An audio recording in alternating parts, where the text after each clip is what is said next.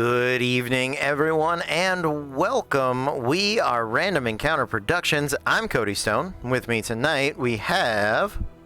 Caitlin playing Fable of Frost, the Ice Genasi Phoenix Cell Sorcerer. Megan, I'm playing Sarai Landir, the Eladrin Glamour Bard. Oh, sorry, I'm not used to being third. Hey, I'm Mars. I'm playing Tower on Thokenblade, the Wood Elf Scout. Hi, I'm Carlos. I'm playing Thousand Fahrenheit, the Half-Orc Tiefling Force Cleric. And I'm Kez, and I'm playing Treasure, Nightcrafter, the Tiefling Fighter.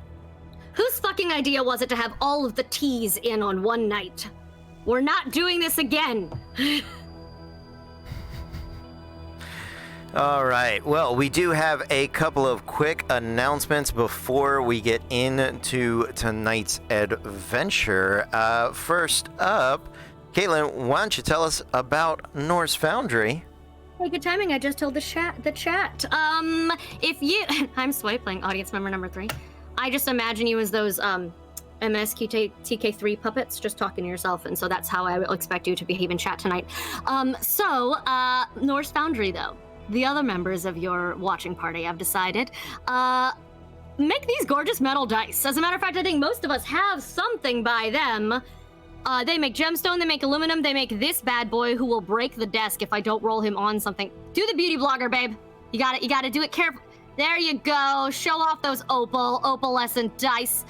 And you can get all of those very expensive dice and accessories for 15% off, which is like dope, honestly. When you're buying dice that are over $100 and worth it, that's a big chunk. So just go use Rep RPG in the Norse Foundry website on any of your dice needs to get a giant chunk off of your order, and it tells them the rep sent you. We're working on partnering with them to get some boulders like this for late trophies for our upcoming PvP league. So if you're not already a part of our Discord to follow along with that, please make sure you do. It's a good time. Absolutely. All right. Thank you so much for that. Megan, why don't you tell us about the archives? The archives, Cody, I'm so glad you asked. The archives are... I'm doing great. The archives are... The Aardvarks are a weekly show with myself and Eric, who plays Sirach. We cover everything that happened on tonight's episode of Disasters in Danger. We take and answer any and all of your questions about D&D, about geeky stuff, about the cast, about our characters, anything you got. If we have an answer to it, we will give it to you, and if not, we'll make it up. So that's the archives guarantee. What has become canon that we don't know about because of you all sitting there in the archives aardvark chat? Like, what has happened? I think it's more important that you let that just happen naturally. It's going to come back to bite all of us, so we might as well just do this as a group, right? I'm weirdly glad now that Fable's tragic backstory episode has been scrubbed by the weather. That night, I told so many Fable secrets, and only Megan knows them now, and we were live. But the thunderstorm said, nah, bitch, it'll be more fun if they figure it out later, live, in person. It's Disaster's night, and so be afraid. You can rewrite the whole thing. It's great. I mean, I'm just a human girl doing human things. Totally normal here. You're at the human girl. You're at the Genasi girl. You're at the combination human girl Genasi girl. That's the rhythm you just did. I couldn't stop. I'm at the happy girl. I'm at the tragic girl. I'm at the combination happy girl and tragic. Ah! Also, Cody, you still can't get Pizza Hut at a drive-through combination Pizza Hut and Taco Bell. You actually can. No, you can't. Not in Florida. Not all. Okay, all Florida. All right, internet, find us a place. Today we went to a combination KFC and Taco Bell. It was disappointing. You know what? They also don't have Pizza Hut through their drive-through, so there you have it. Down in Miami years ago, I found one of those that was the Pizza Hut KFC Taco Bell, and I would get like some tacos, the KFC biscuits, and a pizza. It's like at the drive-through. Yeah, it's true. Megan, photos or it didn't happen, apparently, is Megan's stance on all of this. Before we get going with a couple more things, Carlos, talk to us about Junk Drawer Show. No problem. Yeah, so the Junk Drawer Show, we normally play on Tuesday nights over on Twitch. You can find us at the Junk Drawer Show. We're actually going to have some new things coming soon where we've met for the first time in 2 years in person. Some of us have vax, some of us full vax. But yeah, so we finally met in person. We were discussing how to move forward and grow that a little bit more. And there are very fun new things to come. I'm currently working on some myself, and we'll see what happens. I will definitely keep you guys posted, and I will keep all of you posted whenever they do. But in the meantime, yeah, just check out our D&Ds on Tuesdays. We have another show actually open up called Going For It. One of the two. Oh my god, they're gonna kill me. But anyways, run by one of our players, my cousin Pat, and it's all about football and pro football. So if you're interested in checking that out, you know, they're like, some of them are like a couple minute segments, others are like 15. But yeah, you can see all that at the Junk Drawer Show on YouTube, Twitch, so any social media.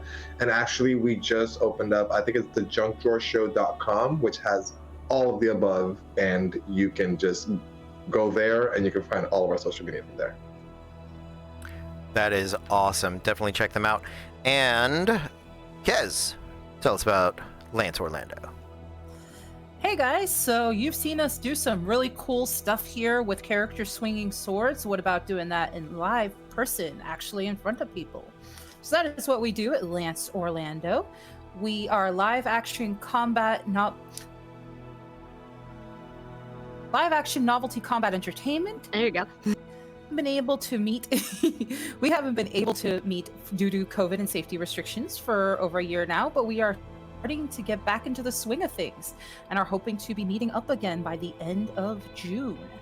So we will have some dates for everyone about when we are meeting.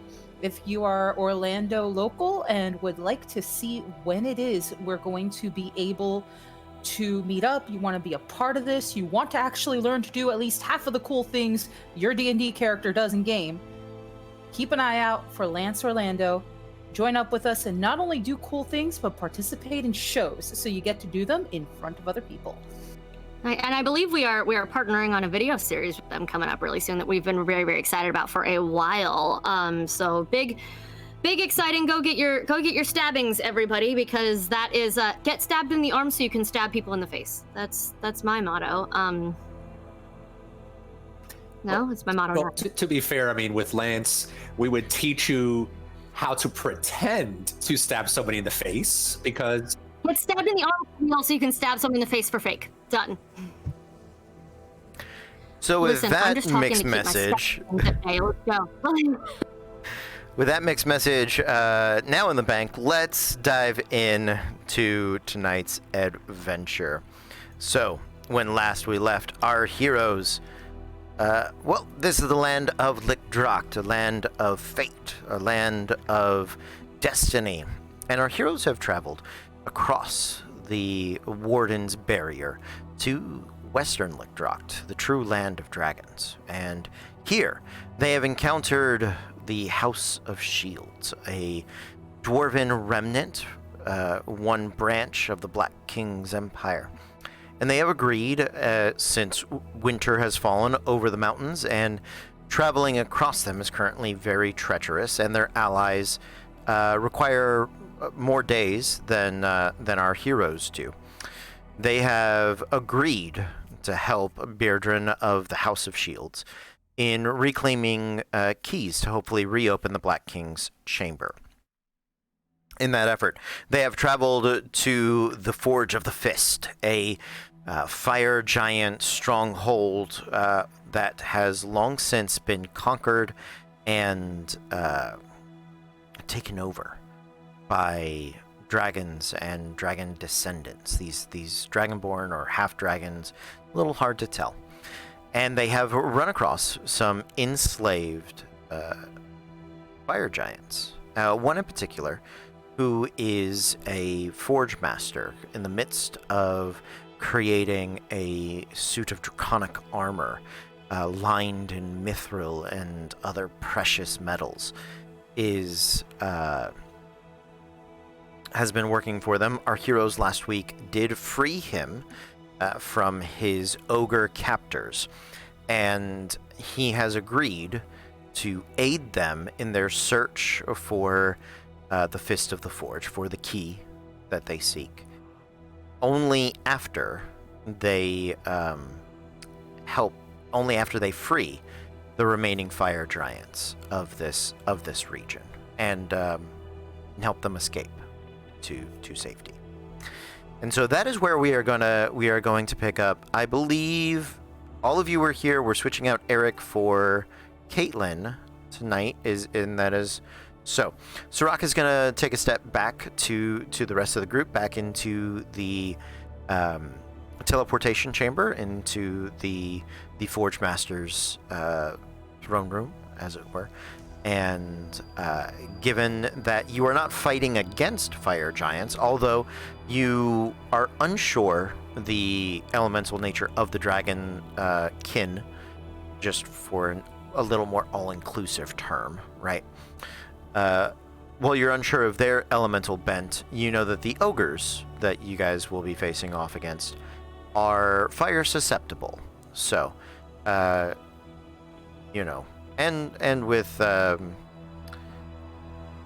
with Fable's elemental adept nature, she is able to bypass some resistance. So you guys are in that forging room, that converted forging room that is filled with the skeletal remains of a dragon, and serving as a sort of dress mold or modeling mold, with all of the finery lined up around it, the bracers that cuff over the forearms and upper arms and legs, the shins and thighs of the dragon, each claw enhanced with shearing metal, each of it sharp, the wings lined along the bones in these razor-like mithril guards and weaves of chain.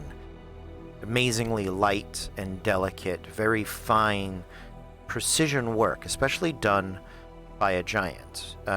Looking at it, definitely you can tell Thozen easily that this type of work is a fine and detailed work for even someone of your size.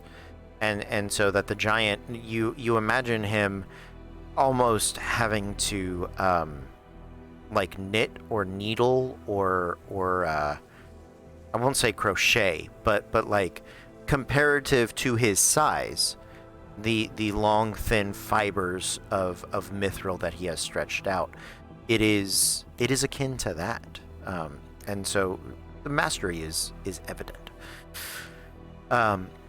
You guys see the tracks that lead down into the converted portions of what is the mine you suspect where the mithril is coming from, and you can hear the continuing hammering and picking of the axes along the stone, and it echoing the squeaking of the wheels, the cracking of the chains that the ogres use both as bindings and motivational whips upon their giant kin. And that is where you all begin your evening. Treasure. Go. Yeah, Treasure had actually finished off by saying she was going to go in first since she spoke Draconic. Okay. And try to give the rest of the party a one-up, or at least cause enough of a distraction so they could possibly get in, maybe a sneak attack, something. Mm-hmm. And what she'd done is use the power of her new masquerade tattoo to kind of extend her nose, pull her horns back so they're less curled and more rakish, Mm-hmm. and eventually make herself look like a dragonborn, like she had seen back home in Jalen. Very cool. What particular color did you settle on for your dragonborn disguise? I had settled on red because she is fire resistant, being a tiefling. Makes little sense. She might understand some of the business that her parents might have done with certain Dragonborns, a little closer to the culture of Jalen, not whatever's going on here in Lickdrock. She's also going to put on some of the airs she's seen her mom do whenever mom does business. Okay. And if I remember correctly, just as we'd finished the last game, Thosin had plucked one of Sirach's feathers and given her some eagle splendor. That is correct. Yes. So, as you are making your way, you are following these tracks as you are traveling ahead. What distance is everyone following at? Before we go, can I ask the larger gentleman what his name is? Yes, you can. Did I not give you guys a... No, we have the name of the big baddie that's in sight. That's Ivry Durios, but we didn't get the name of the fire giant. Okay. Yes, you absolutely can. His name is Galodine.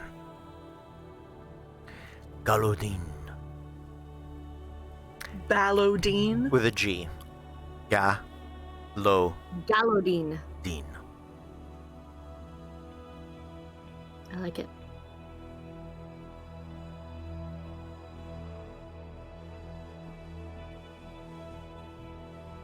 The Elderfire Giant continues to make noise, although you notice that his efforts, now that he is not bound, are far more performative than they are functional. Continue to make noise. Make sure that they don't get suspicious, but the dragons are cunning, to say the least. Caution, friends. And with that, he will begin to tink and tonk and ping and pang the hammers and anvils and like burst the forges. And as you watch, he'll rub his wrists and ankles and neck ever so often. So, everyone else, how far behind are we following? Treasure. I would probably stay about maybe 10, 15 feet behind, but hood up, trying to blend into the surroundings. If I can hide behind something as I'm following her. Okay. Fable is enjoying the stealth thing, and she'll just go with whomever. She's just like, I can see without the light. I love it so much. Like, she's fucking seeing in the dark. She is quiet. She got to sneak up on Talroth once and scare him, and it was fun. Like, she ready. She good. I've decided that I had a really good roll once, and you had a really bad perception check, and she got lucky, but she's decided it is the Shadowbrain tattoo that made her that lucky. So she's just with whomever. If you want her to go behind, she'll go behind. Otherwise, she'll just kind of stay in line, and if we're staying 30 feet back, if we're whatever, but she's not gonna like stagger farther behind them. You know what, Fable? You should go up. Go up with Talroth, and you two can, get a good eye on stuff, and she'll purposefully keep those in back. Oh, that feels like you didn't want me to be third wheel, but it's fine. All right, for those of you stealthing up ahead, make me stealth checks, please. Hey, roll. There is the D&D Beyond app on the phone now. I heard it communicates with our server well, so I'm gonna It does. I checked it. The new, Awesome. D&D Beyond has updated its phone app. It's not garbage anymore. Oh my god, it knows I have advantage. Thank you. So let's roll twice, because that first one was horrible. Hey! A 19. 29. There you go. So, Are we all rolling? No, just the first three, right? I would do me a favor if those behind would roll as well. You are making an effort to be somewhat stealthy, even if you are not up front. There's this handy dandy thing in the GM screen, which I occasionally forget about, but there is a audible distance range. In case you did not know, it is in here. So trying to be quiet is between 10 and 120 feet. Interesting. It was a natural 1, but because I have advantage, it's now a 15. Okay. Like you tattoos? I normally roll at disadvantage, but because of the tattoo, I rolled once. And that was These are great 7 choices. Fuck.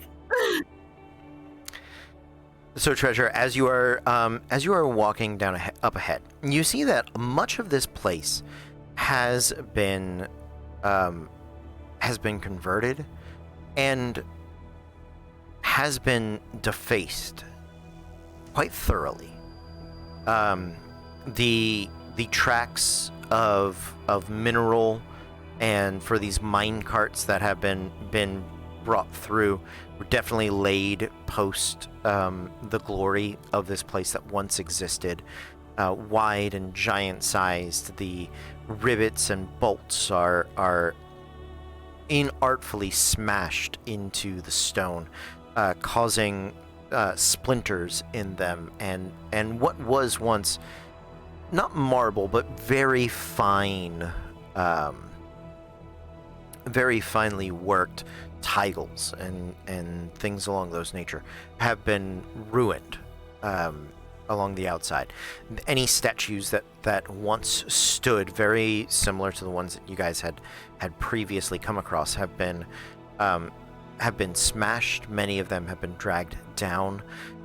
You do find a couple of hallways that are sort of piled high with the rubble and debris of this place, and the walls are smeared, painted, graffitied with blood, with skin of long dead giants. A lot of it is written in the giant language that you can, as best as you can tell. Some of it is in common as well,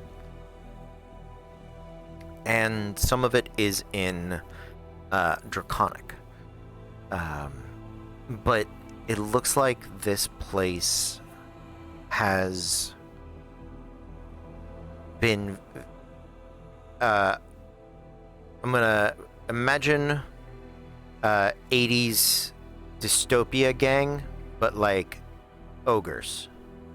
Like they moved in and they're like, we're gonna Ninja Turtle graffiti everywhere, right? Or Speaking of which, it is Shadowrun Day. Historically speaking, today is the day that we all become dwarves. It's Goblin Day. It's Goblin Day. Oh, this is the Goblinization Day. It's Goblinization Day. Happy Goblinization Day, everybody. Well, to all of you that were not lucky enough to become dwarves or elves or awaken in the first awakening, now's your chance to become orcs and or trolls.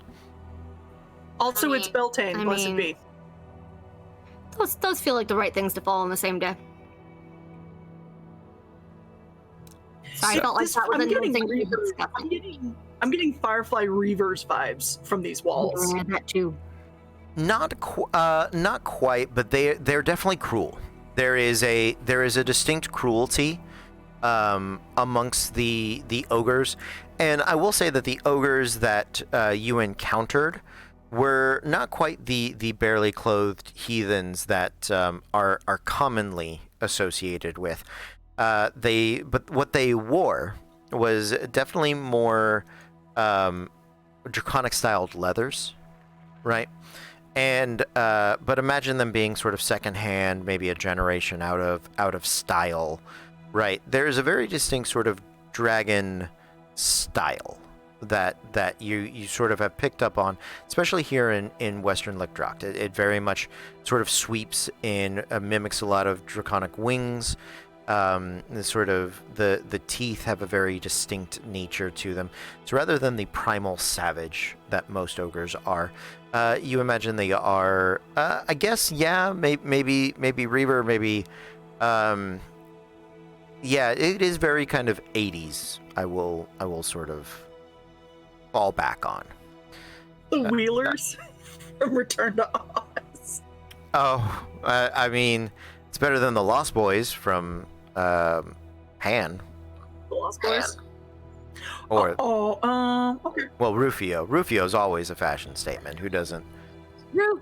Yeah. Oh, you can't just not. Just nobody say I'm a leaf on the wind. Watch how. All of you, shut up, shut up, shut up, shut up. That's where Sirach went. Oh god.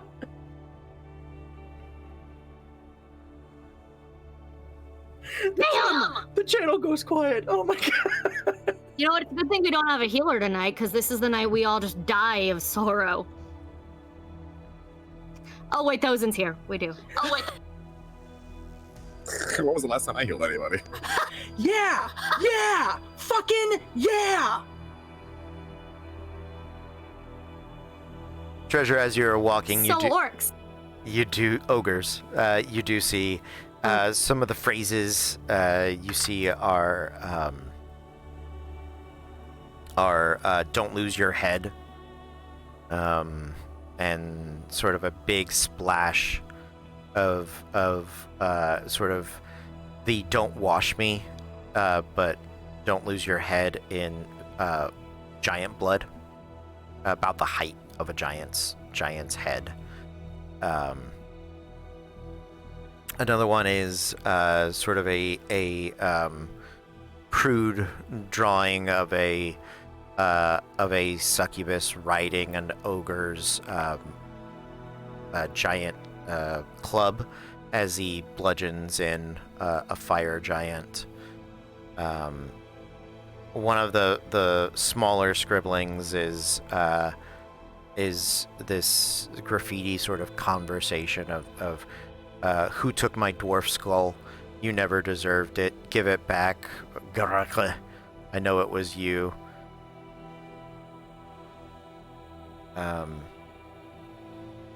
She is walking past essentially the equivalent of a giant ogre bathroom stall. Yeah. And they have treated this place such. Yes. So, some of the draconic ones are, I would say, perhaps slightly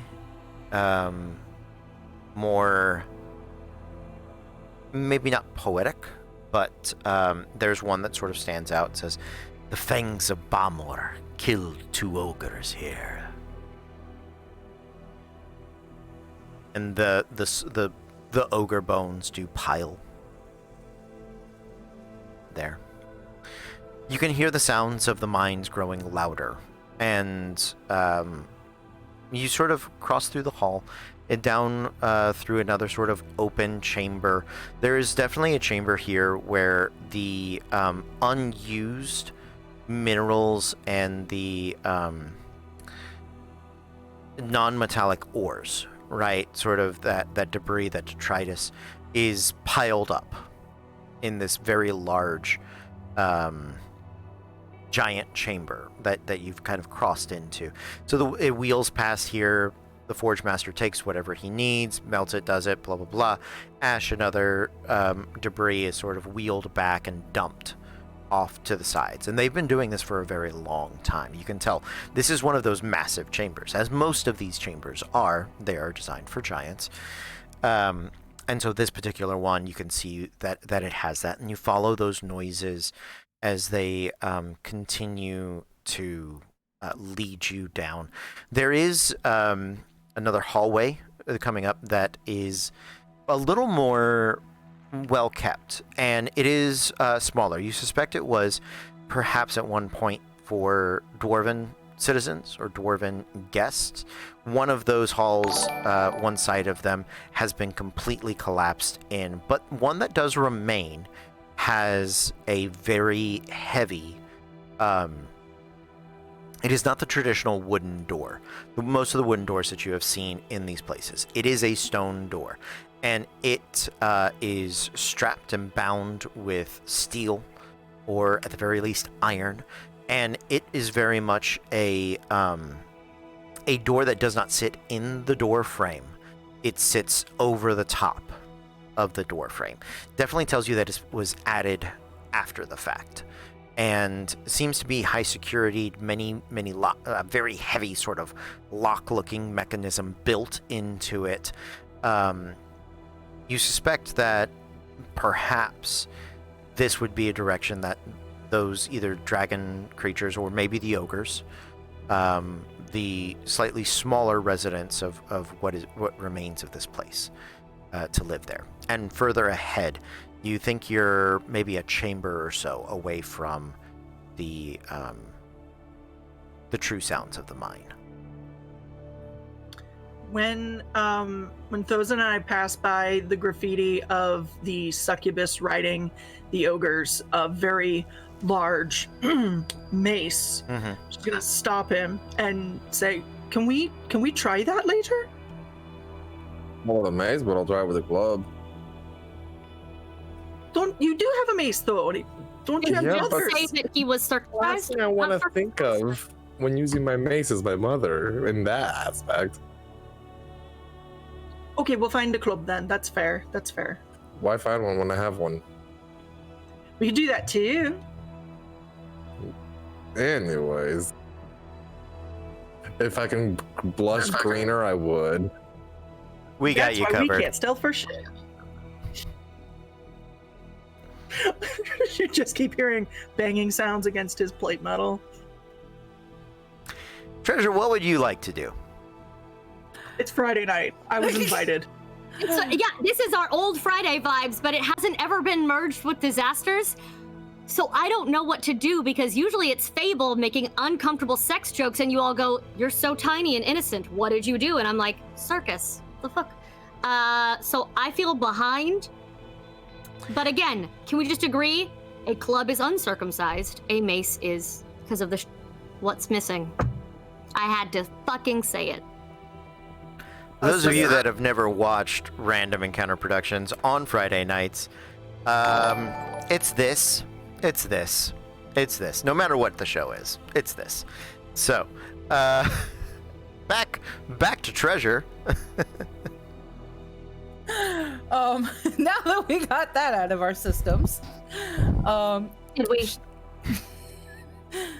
she's looking around to see if there's somebody that looks to be in charge. If not, she is going to head as if, like, with all the confidence of this is a woman who's in charge, like imitating her mom on the way to a business deal, towards the door to find somebody who's in charge. Okay, so that door is locked. You don't see anybody that is immediately in front of it. You can work on opening it, or you can continue down the hallway. I'm not quite sure which one you are doing.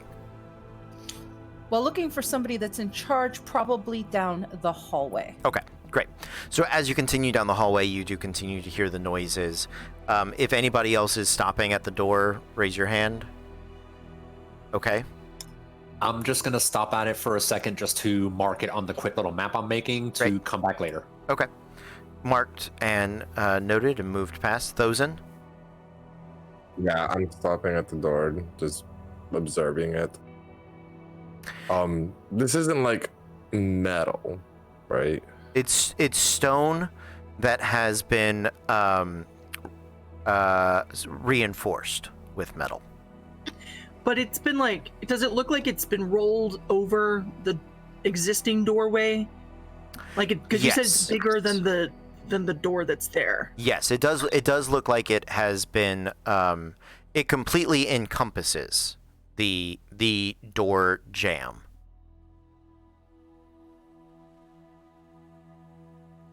Got it. I thought I had like something with like checking on metal, but I'm wrong. So. Okay. Can't commune with metal.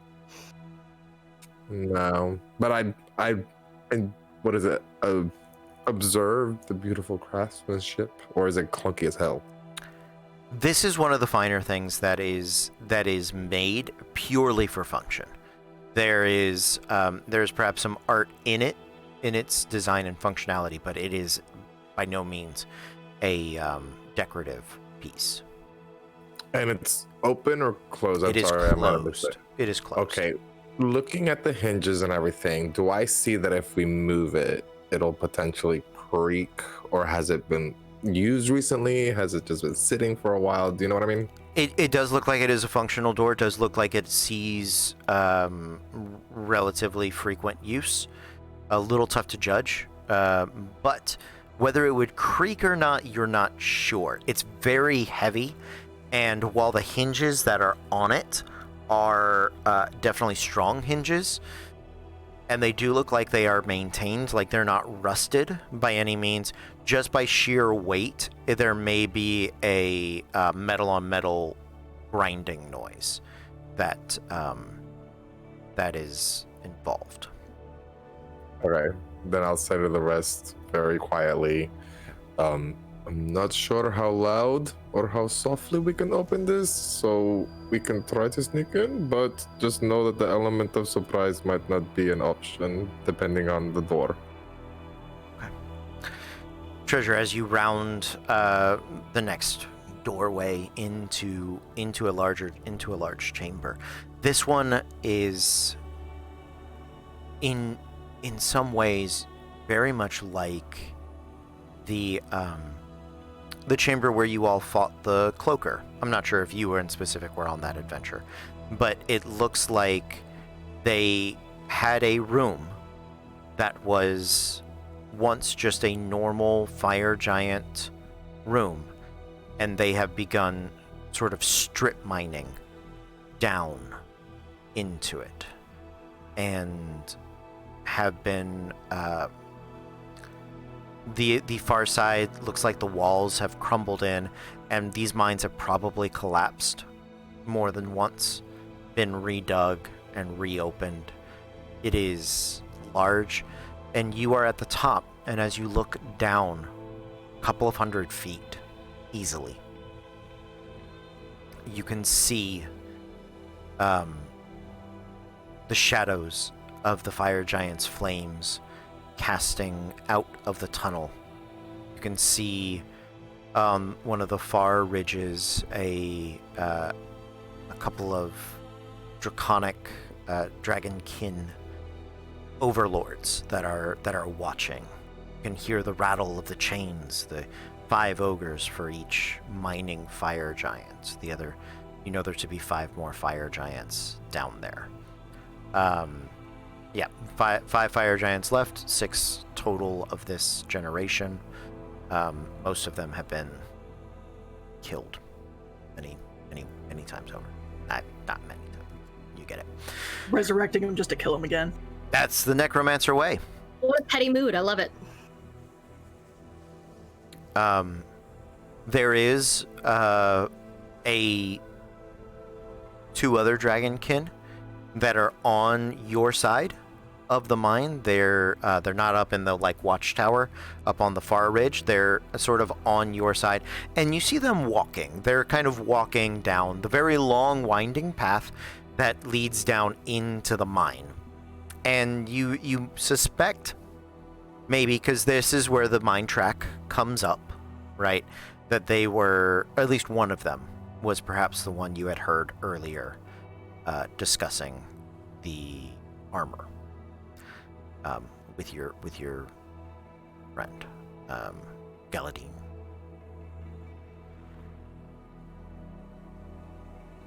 Okay, I'm going to make no effort to hide. In fact, I'm going to trust that, like in the past, Talroth is probably right behind me, somewhere in the shadow. I cast a big one. And she is going to lean over and just kind of like that little ladylike wave. Okay. And say in Draconic, "Excuse me?"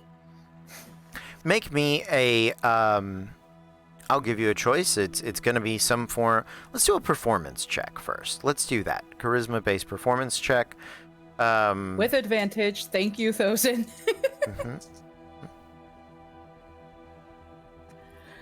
That was an 18 plus 4.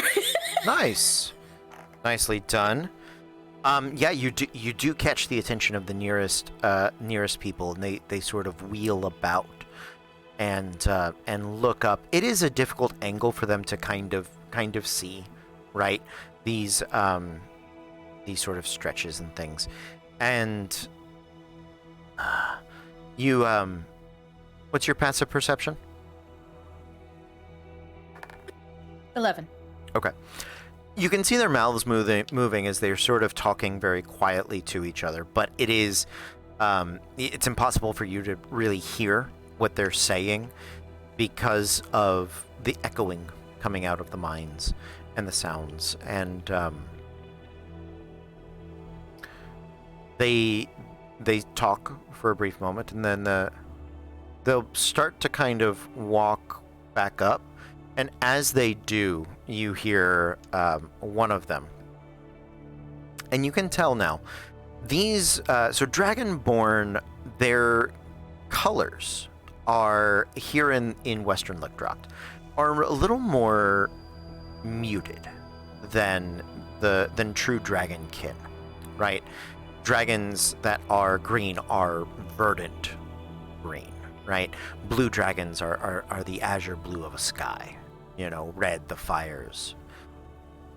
These are a little, and metallics definitely have like the shimmer and shine and of a true like pure metal to them.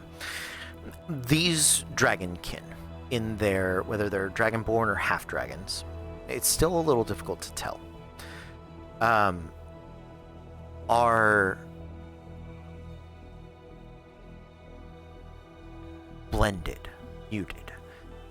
You can tell that they have red scales. It's a little more of a muted red, and at first it looks like there is perhaps a shine or like a shimmer to it, but as they begin to make their way up, you can actually make out that there is a distinct pattern to it, sort of these in their scales, these diamond-like bronze features that color the red, and at a distance sort of make it look like a muddy maroon, rather than a pure red. It is similar to like the red overtones and the bronze undercolorings of like certain colorful snakes. You know how their scales have to sort of take on different coloring aspects. So these are definitely sort of multicolored, but both fire. Should be noted.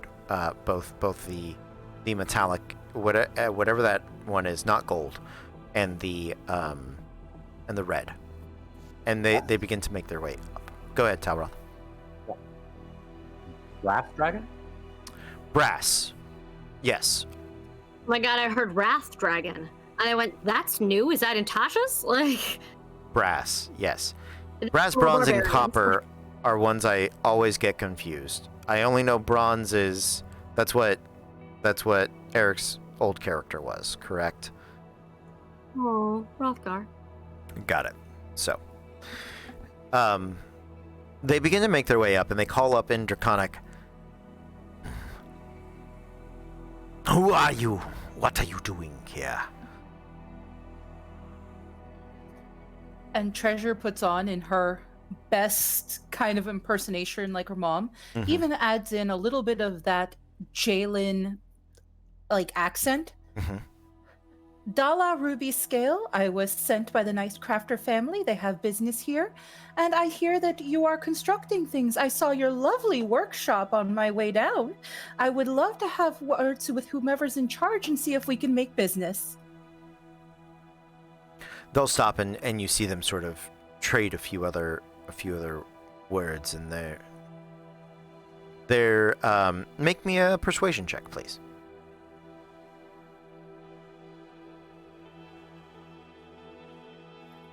That is going to be a 17 plus 7. She's actually pretty good at persuasion. Yes, she is. She is very good at persuasion. They seem confused. They don't seem offended or hostile yet, but they're definitely like, we don't have the authority to make such deals, but they're coming to meet you, and they're all right. Stay where you are. Join you shortly. And she puts up her hands to show that she's, clearly not a threat, but, just like little jut of the chest and butt like she's seen her mom do during deals like this. Of course. You do see one of them on the way up does stop, and as you have seen other people do, and coming from a family of mages, you do recognize the message spell, and seems to have directed that to the other dragon kin overseers across the way, which you are in full view of, and as they receive the message, they do sort of look a little shocked and turn their attention up towards you, and they'll notice.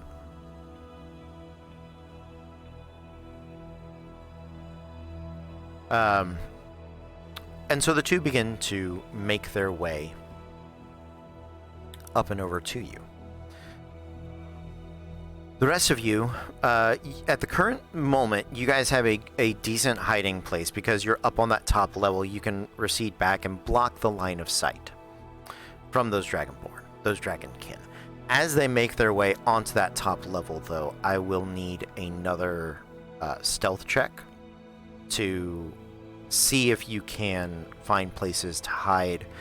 If you have to go back into the hallway, you're going to be about 80 feet from where Treasure and the other two are going to be.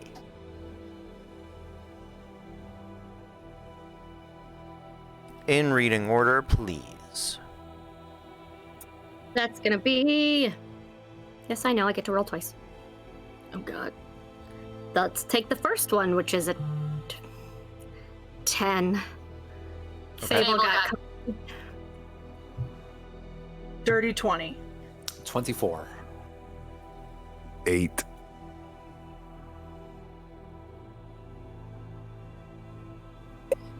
Do I notice Fable and Thozen by any chance? What's your passive perception? 11? 11. Yeah, you notice them. So I'm going to call out, oh, don't worry about that. It's my retainers. You two need to get up here right now. Show your hands, please. You're making such a mess of this. We have new... Oh, Fable's gonna fully take advantage of this. And in the broken Draconic that she has been teaching her, try very hard to answer, like, no disrespect, like, it's clear that and it's gonna make her look dumb. She's aware. She wants to look, like, incompetent. Which way to the library? Yeah, it's that. Como se dice help in Draconic. It's when you only learn chapter 1 of the Spanish textbook and then you just All you can say is please stand clear of the doors in Draconic. Por favor. So, yeah, it's, no, what, I can just do the rap from Community. Yamati bona renga discoteca. Like, that's all. It is nonsense. Okay, so she'll do that. May I performance check, please? Yes. Go ahead, Meg. Thank you. As you guys go, though, she's gonna message Thozen, don't leave me here with Tauroth. No. That feels unnecessary. Here, after she does, I'll do something as well. Okay. I'm gonna use some luck.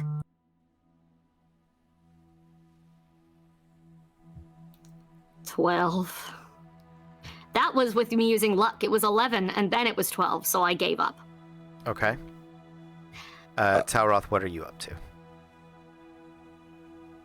I am essentially flattening myself into whatever I can hide behind. Yeah, I apologize. I said Tauroth. I meant Thozen. But for Tauroth and for Saride, they're up here. There are some piles of minerals and sort of the metal and the things that have been mined out, the rocks and stuff that have either spilled and nobody bothered to clean it up. They sort of shove things off to the side. It is kind of a haphazard workspace. So there is enough obstruction in that distance for you to kind of get a good place to duck behind and, sort of crouch down. And you guys don't have to be at the same place. You can be for whatever comedic reason Meg has. And it will obscure you as they come up the pathway. If they stand like 5 feet behind Treasure, you'll be in full view. But up until where Treasure is, you guys have a good obstruction. In that area, and that would put you, I'm gonna say, maybe like 20 feet away from Treasure, so that you're far closer. Talroth, was there anything else that you wanted to do? Aside from just for the glamour armor, just kind of having it turn into like a shade that matches the rocks. Okay. Making sure my mask is up because dust and all that. I know it's not going to affect anything, but just for the cosmetic of Absolutely. Just making sure I'm hidden. And also having the ever-smoking bottle ready. Okay. All right. Sounds good. Thozen, you were going to do something before they reacted to Treasure. Yeah, I assumed that I was like traveling with Saride. And yeah. So you guys were another like 30 feet back, so you had a moment. Go ahead. Mm-hmm. Whenever I got called out, real quick, I'm gonna kiss her in the cheek, and I'm gonna cast Warding Bond, and then I'm gonna walk out, very proper and high, not say a word, and kind of like slowly walk next to Treasure, and kind of put my hands behind my back, almost very bodyguard-like. That I am muscle, but I do not talk. Okay. Whereas I am idiot and I try to talk. It's a good pairing. We're Laurel and Hardy. We're Penn and Teller. A classic. So, Fable, your performance check was 11? 12 at the end. 12 at the end. Okay. Well, let's see how these particular... how insightful they are. Not terribly. It's good to know. Okay. They'll sort of stop for a moment, and the one that is, as you're getting a closer look at it, there's one that is clearly more half-dragon. There is one that is clearly more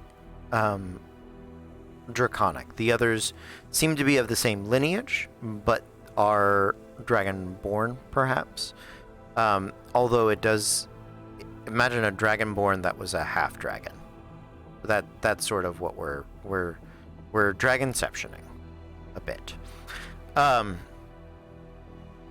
The subordinate one sort of nods in acknowledgement and turns back to the allies and casts message very quietly once more. And the other begins to approach within about 30 feet. So, say you're from the Nightcrafter family. Have come business, is it? Oh, yes. I'm sure you've heard that their daughter has gotten into some less than scrupulous activity, and they've tracked her all the way here to Letroct. But while here, they decided to kill two birds with one stone, as it were. And draconic make of things and even fire giant make of things can be so hard to come by all the way in Jalen. I am going to ask you to roll me a percentile. And what I am judging here is how far news of the Nightcrafters' efforts and of what was the name of your betrothed family? Remind me of that. Owen Duskwood, I think you said. Duskwood, yes. of the we know that the Pale Brotherhood has been employed, and they have been making great efforts the whole way through. So let's see just how far-reaching those efforts have been.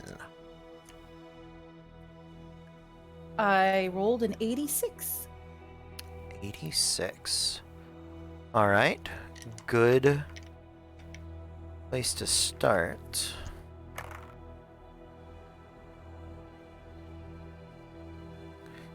Okay. They look at each other and make me an insight check. Just Treasure or who are watching, like up close, me and Thosin, can we also? Do you speak Draconic? Never. I just realized she was writing in Draconic, and I did not understand enough of it, so never mind. Okay. They've been reading about Treasure in Tiger Beat magazine. She's the Paris Hilton of the Fire Giant community. Yeah. But she's being spun as the Patty Hearst, I feel like. Like she was taken against her will. She looks so cute in a beret. Right, sorry. 13. 13. There it is. Okay. You, as you're watching them, they do sort of stop and look at each other, and there's definitely a moment of recognition, and they also know that they've been caught in this moment, right? And so they sort of, pardon us, there's something that requires a bit of clarification, as it were. Were you representing the Nightcrafters or the Duskwoods?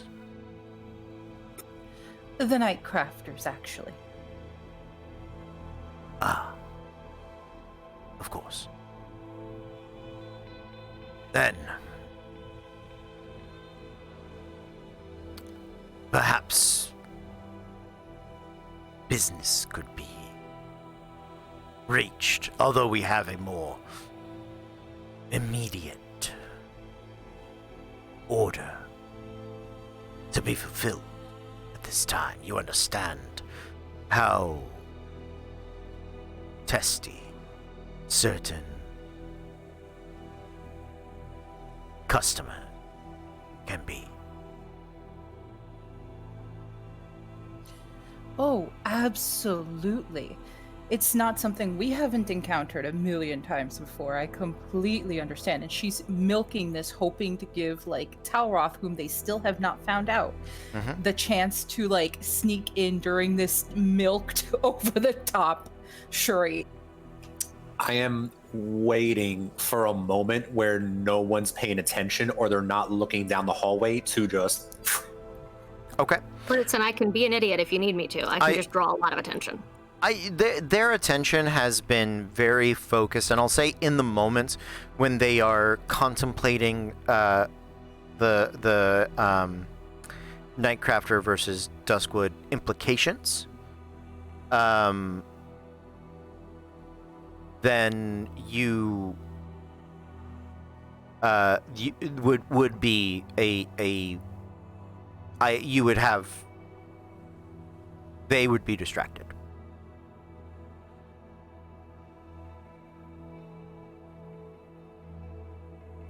I'm gonna odds read myself for a second just to see how ballsy I am today. Go for it. Let's find out.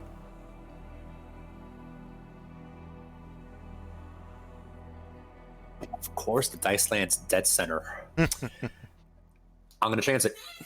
I'm going to just try to sneak around and see if I can just get around and maybe find like another little hidey hole to get into to get a better view of the area.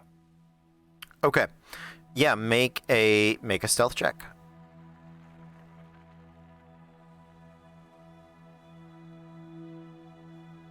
29. 29. Okay. Is the darkness. I am... Yeah, they can't. Well, hold on. Nope.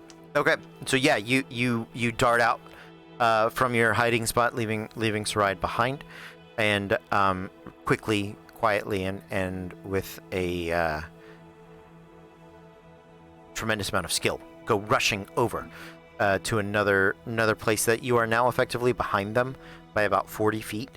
You are slightly closer to the edge. You can see where you have a better view from here, and the other Draconic Overseers are not hiding in any way, and they have taken a moment, and you can see them performing some form of magic ritual. If you make you might be able to identify it at this distance with an arcane check. But other than just knowing it's something magic-like, it's a little tough to tell. I am not trained in Arcana. Would I still make the check? I will set you a higher DC and I'll let you do it specifically because your brother it was such a large portion of your life and childhood that just perhaps you might recognize it. 10. 10 is not going to be enough. It's magic. That's what you got.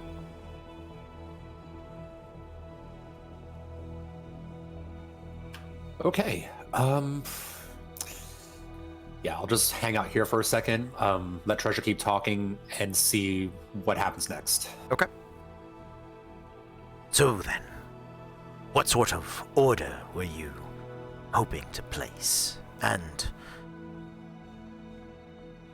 perhaps more importantly, just how did you make your way into our workshop? Well, it would be easier to show you than to tell you. So, while you tell me about how you got those delicious colored scales, I'll show you exactly how I got in. And she's going to try to lead him down the hall, just that little flirtatious tail wiggle, whole 9 yards, to see if she can get closer to where she thinks the other two are hiding. The other two... Oh, your allies. Yes, got it. Yeah, make a persuasion check. Let's see how. With advantage for tail baiting. Tail baiting is why we're making it a persuasion check. Thank God for that advantage, because one was a natural 1, but the other was a natural 19. Okay. With a 7, so 26. 26. All right. Here we go.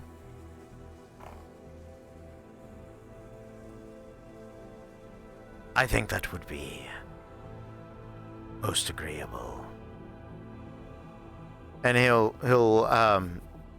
step forward as I'm gonna say it is perhaps the yeah, they both step forward. It is the subordinate one, the one that is perhaps less in charge.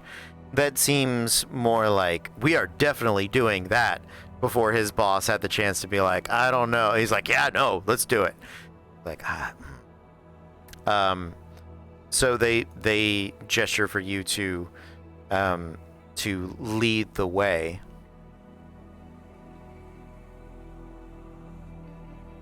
So I will lead the way. I have no idea where Talroth and Saride are. I'm just going to guess they're within the vicinity that they could potentially leap out and do something about these guys before I get back to the room with the giant. Okay. With that hope in mind, as they do step around, Saride, is there anything you are doing?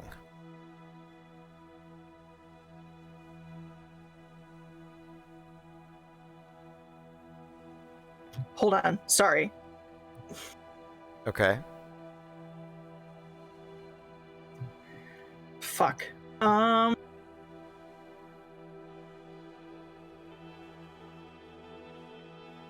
No. Okay, if you don't at least attempt another stealth check to circle around, so they will see you.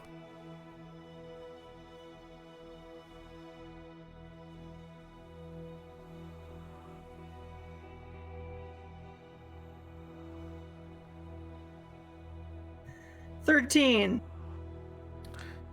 All right, let's see how they are doing. Okay.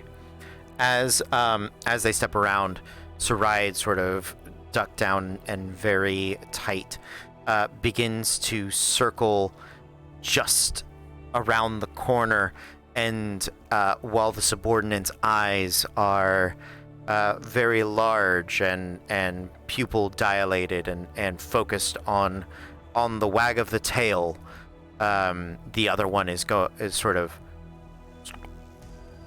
looks, and we are going to flip for initiative. Fuck. Hey, while you do that, so that we can be, in a good place, Cody should read the things he was just tagged in the disasters chat, by the way. I am reading those now. Aww.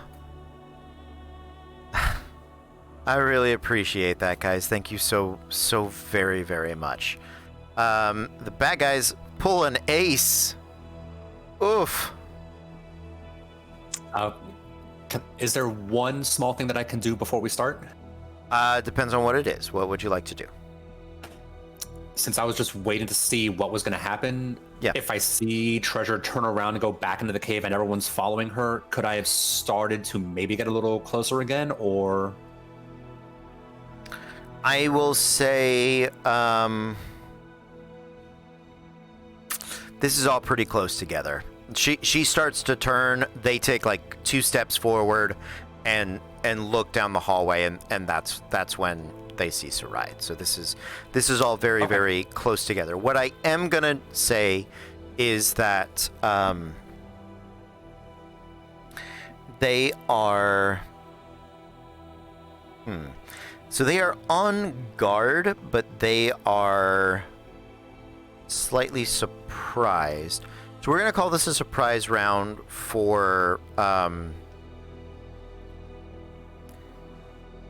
everybody except for Sarai and Tauroth. Because Thozen, Fable, and Treasure don't know when combat is going to begin. Right, they're focused on performing, although they're eyeing each other.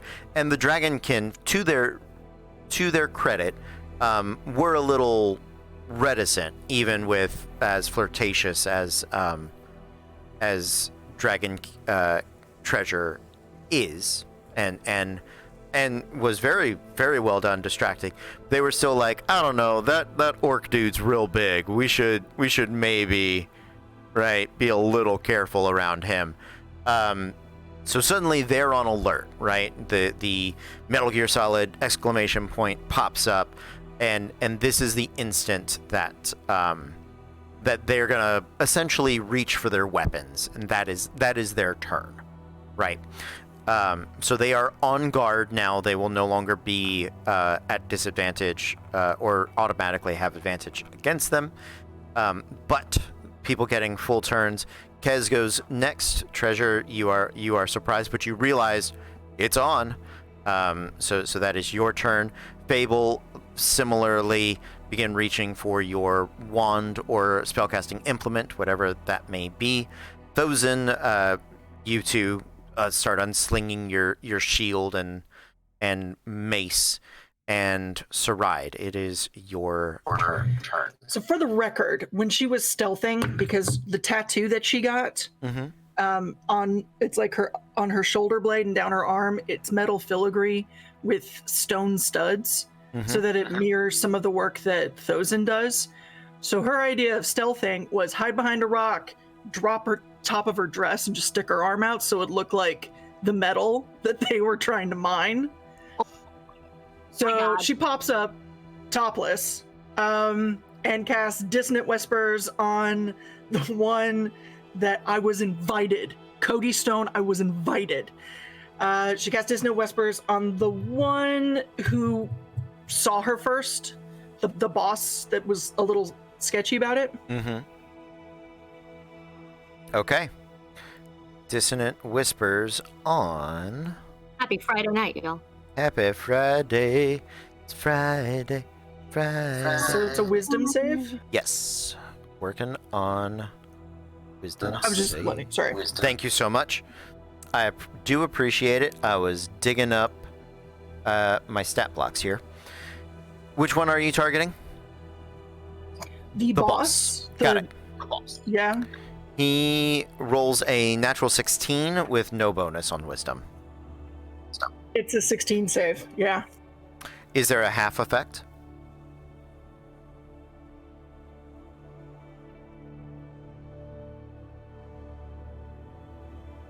It takes half damage and it doesn't have to move. Okay. Let's get that half damage, please.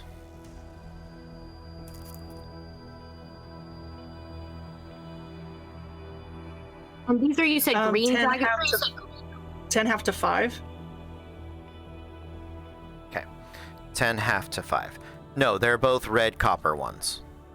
But I bypass any fire resistance because of Elemental Adept. Correct. You can carry on before I plan a turn that wouldn't matter. And then bonus action, she would like to put her dress back on. Okay. Sounds good. The reclothed Saride lets out a whisper of devastating, fear-inducing shudders that ripple into the brain of our lead dragon kin, and he is going to take 5 points of psychic damage. Up next, Tauroth.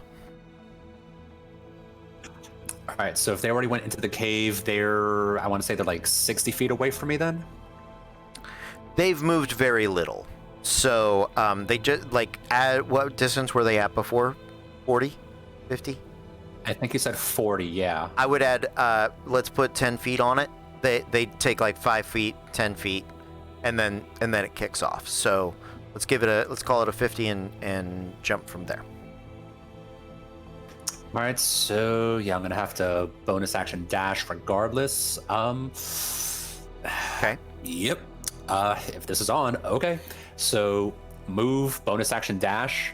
If I can draw one of the swords as I'm running and just drive it right into whichever one looks the biggest. Okay. Yes. So the subordinate actually looks bigger than the leader, just in sheer muscle. So go for that. No, I apologize. The leader is bigger. I had those backwards. My bad. All good. And since they didn't see me before, would this be an advantage? Or since they're not surprised, I lose that advantage? I'm going to say they're not surprised, and you've got 60-ish, 50-ish feet of running at them for them to sort of piece together. If you decide you'd rather shoot at them, I'll give you sneak attack on the shot, but it's not an advantage. Not a problem. I'll just get into melee and roll the hit. Okay.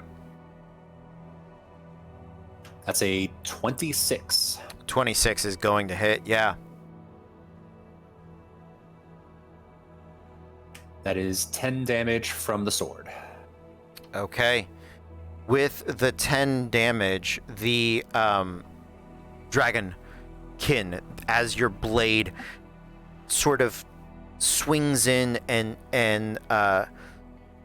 twists along his scales, he's going to rotate with it and perform a maneuver that is very similar to one you have performed many times. He's going to reduce the damage of that by 5. So. Okay. That is the end of the round. New round. Well, that doesn't work. They get another card. Ah-ha-ha! Pays for the fact that I wasted my queen just standing there. Okay. We've done Jackson 2's, girl. Ah. Anybody That's an AC. below a 5? Okay. Sounds good. So I believe we had 2 aces. You guys go ahead. Dex is probably my dex is +2. I think you're at, yeah, exactly. You go. Oh, 2. I'll go. Fine. Great. Bonus action Mantle of Flame on myself, please and thank you. Okay. And then being a beacon of light, I shall yeet fire at them. Okay. Ignoring their fire resistance, which is just psychological damage, I think, and fun. Sure. I think that's twisted to be like, aha, you. Yeah, it burns, doesn't it, bitch? So I'm going to cast a how many are there? You said 2 in this area. Great. Mm-hmm. I'm going to cast a 2nd level chromatic orb. Okay. At one of them. Okay. Let's go. Oh, good. Okay. That's an 11 to hit. That's going to miss. 11 is gonna miss. Yeah, you gather up the arc. Yes, that's gonna miss. Yeah. Gather up the arcane energies, hurl it out at them, and goes just wide.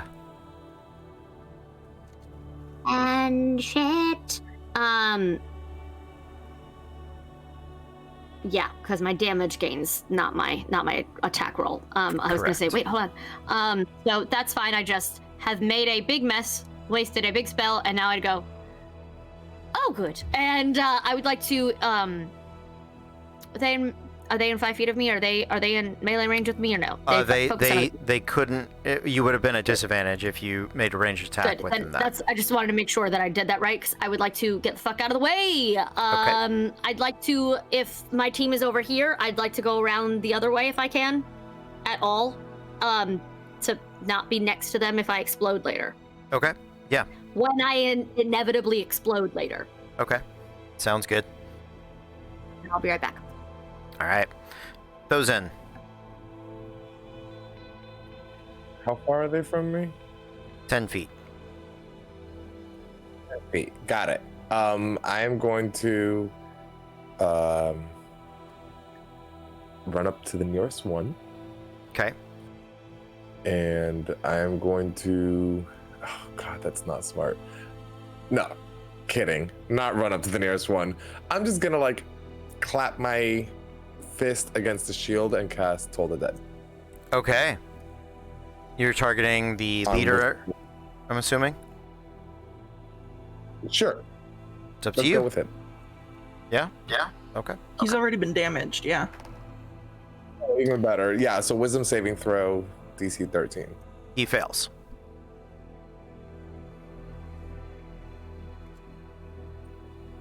Eight, yeah, it is necrotic. Yeah, 8 necrotic damage. Okay.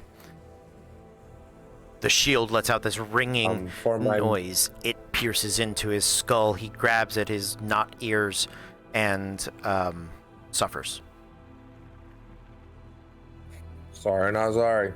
And then for my movement, I want to always be between everyone and them. So if I can get between Fable and them, that would be great. I know that Treasure can hold her own. Okay. So if it's between Fable getting hit and me having to impose, I would like to move there. Okay, so you close distance, or you don't close distance, you just shift around to stand between them and Fable. Got it. Yep. And I'll have the shield up, but for flare. Sounds good. Saride. Magic missile. Okay. Question. How many charges did your wand recharge at the start of the day?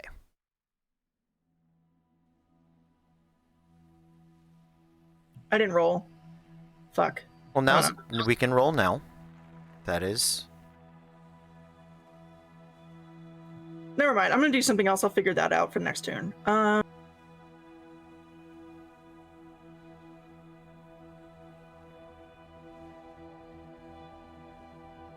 don't have any combat spells because I'm the goddamn healer. I just want to say that. So if y'all fuckers can start getting stabbed or something, then I'll be useful.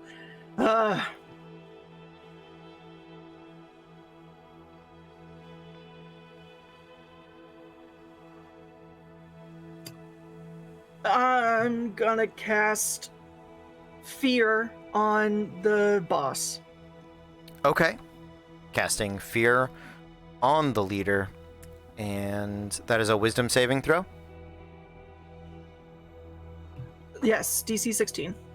That is a 9. So he fails.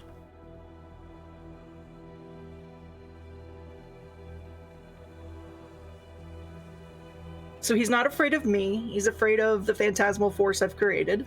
Okay. He has to drop whatever he's holding and become frightened for the next minute or until I drop it.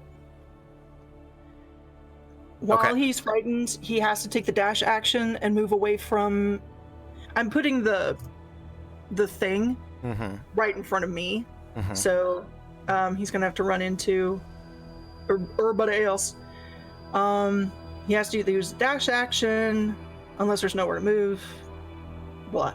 And he can make a wisdom save at the end of his turn. Okay.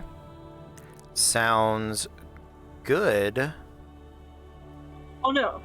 If it ends its turn in a location where it can't see me, then it can save. Then it can save, so it has to be out of line of sight of you.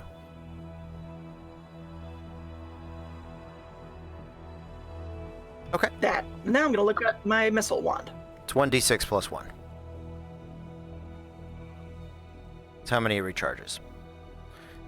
All right, Tauroth.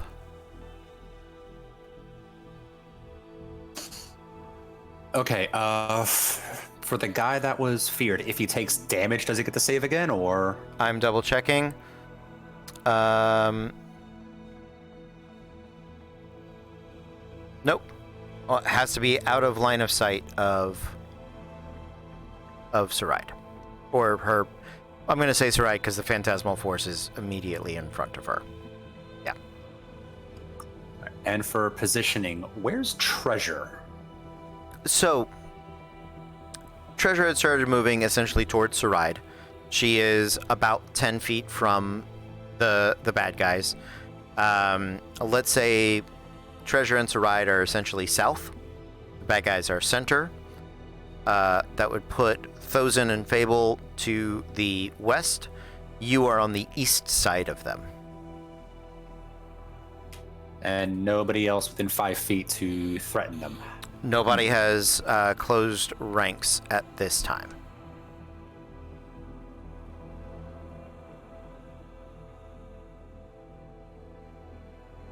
All right. Yeah, let's draw the other sword and just take 2 swings. Okay. Sounds good. Yeah, just try to make one go high, one go low. Just see if I can keep them off balance. Okay, one for each of them. Sounds good. Leader first. That's a 15. 15 does hit, just barely. That's his armor class. All right, so he's going to take 11. Okay. 11 points of damage for him. And a 19 for the other guy. Just kind of whipping the short sword around and swinging it across to him. Yeah, 19 does hit. Go ahead and roll damage on that. That is going to be a 6. Okay. 6 on that. There we go. Anything else, Tauroth? That's all I can do. Okay. That was everything. The Tauroth turn over. It is the Dragonkins. Our leader, Dragonkin, who is feared, is going to turn and begin to take the dash action directly north. He is going to essentially drop down off of the edge to get out of the way. Tauroth, you can use your reaction if you choose to make a attack of opportunity. 22. 22 does hit. 7 damage. Okay. 7 damage done. And he's going to acrobatics check off of the edge there. Natural 20, plus a pretty high number. So he is going to land, well, so softly you guys don't know what happened because he is out of line of sight. But he does sort of leap off of that edge. And at the end of his turn, a natural 19 is going to save on the fear. But you do know that those levels are pretty far. So he's not going to be able to easily return back up this way. Just so you know. With him out of the way, the other dragonkin is going to step back and spin around Tauroth and is going to... You're in melee with him. They're 10 feet away. He's gonna... his scales turn the deeper shade of red as the bronze begins to sink down into them. And then as the fire glows from the chest within, he is going to puff up and release out this 15-foot cone of fire. I need Saride, Tauroth, and Treasure to make dexterity saving throws.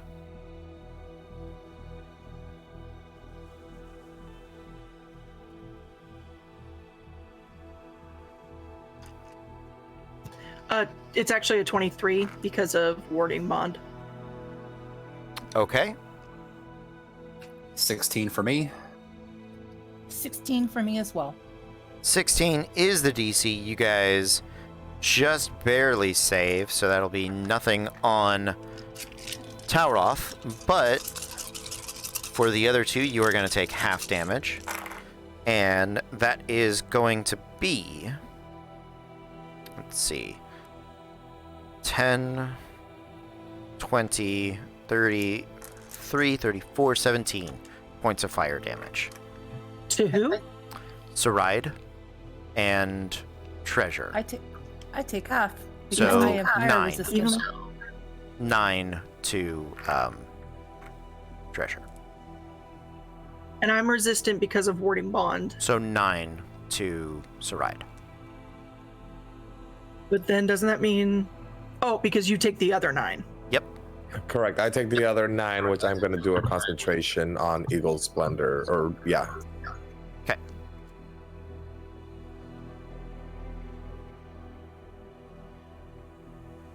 I rolled a 10 for concentration. That's enough. Concentration is maintained. So that is... He makes the fire breath. Blah. And... he is going to follow his friend, actually. He's going to take off and run back off that edge of that cliff. Tauroth has already made his attack of opportunity. Nobody else within 10 feet, so he makes his jumping falling check. Ooh, natural 19. These guys are Cirque du Soleil levels of dragonkin. Yeah, nicely done. They have nothing else to do. They just practice free parkour, free running down this mountain every day. Listen, at a certain point, you're gonna be on company time. You know, you fuck around on the boss's dime. Sure. You just... Okay. After the bad guys is... I'm opening that up. Treasure. Treasure. Well, she was going to attack him, but now he is clearly not here, like dotted outline of where Dragonkin was. She's half wondering how much she can continue to milk this, but after a second thought, she realizes she can't. So she ends up looking at Tauroth, kind of canting her head like, let's go. She looks at everybody else like, okay, I guess this is how we're doing it. And goes to slide down. To get down there as best as she can. Okay. Make an acrobatics check as you come jumping off of the edge.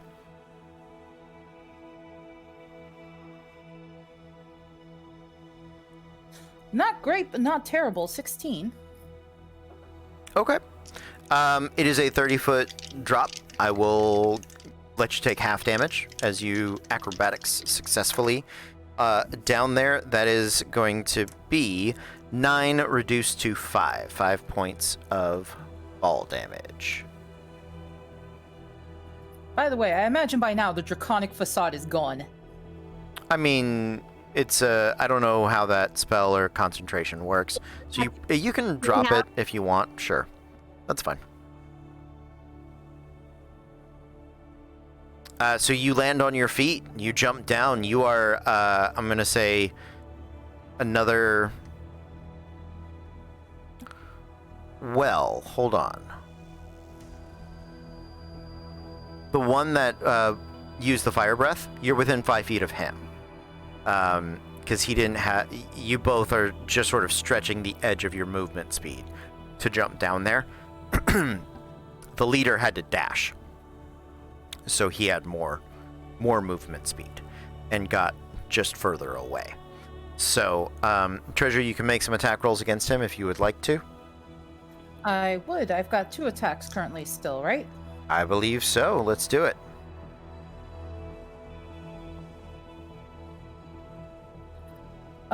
One is an 18, and that's the least one. The other's a 21. 21. Okay. What was the least one? 18. Barely hits. Go for it. Okie doke.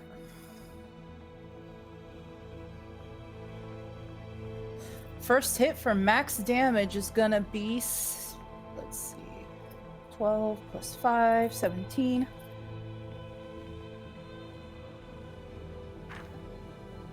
All right. And second hit is going to be 12.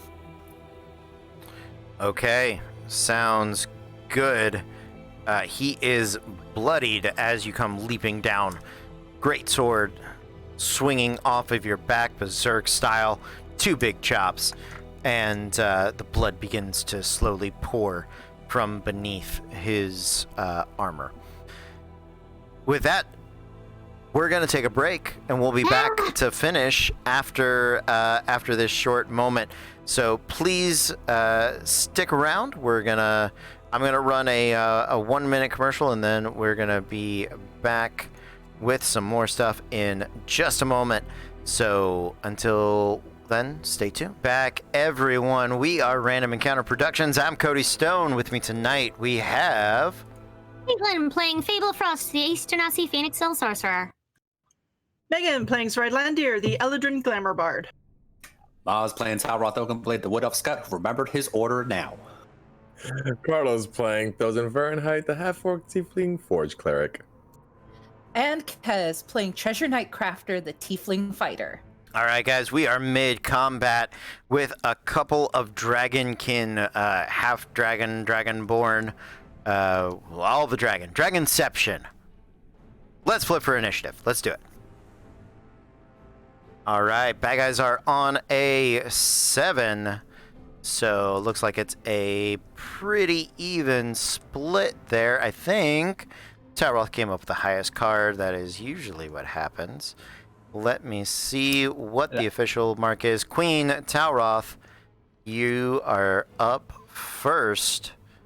What would you like to do? Well, to be fair, the last few weeks I haven't been doing true. that good on initiative. I mean, it did mess with your average, but overall, you are a very quick little elf. You are little elf. What am I saying? Yeah, I'm only like 5'8". Yeah. Oh, he's so small. Well, okay, seeing a treasure book it over the edge. All right, just flip the swords into reverse, beeline it for the edge, and my goal is to dive over that edge and land on top of one of them. Okay. On top of one of the Dragonborn. All right, make the Dragonkin. acrobatics check. That's a 13. Ooh, that's not enough. So you are going to take damage as well as them. Hold on. Give them a reflex save, see if they... Nah. So you're just going to come crashing down on top of them. That's 3d6 of fall damage to both of you. That is 13 points of damage to each of you, with the closer one. It's not looking great. And you're both knocked prone, because you did come jumping down on top of him. I believe you should still have some movement left but not enough to stand up. Or is it, well, how does that work? Half your remaining movement to stand up? Or is it just half your movement total? I still have a bonus action to dash. Yeah, to good. Get you up. stand up. There you go. Nicely done. I'll look that up. That's my DM rules lawyer brain kicking in and being like, what is the wording on that? So, go ahead. I'm imagining, because it's a bonus action, you're doing that whole like kick your hands behind your head and flipping forward. The kip up, yeah. Oh yeah, no, that's exactly where I was going. Chat says half movement total, by the way. Half movement total. So if you don't have 15 feet left, you can't stand up technically, but you're fine. Go. Thank you, chat. The way I was imagining it, just diving off, like the hilt of the sword ahead of me, just kind of crash that into him, roll off, kip up. As I'm kipping up, jab the sword into him, since I'm not prone, but he is. That's right. You roll with advantage. Let's do it.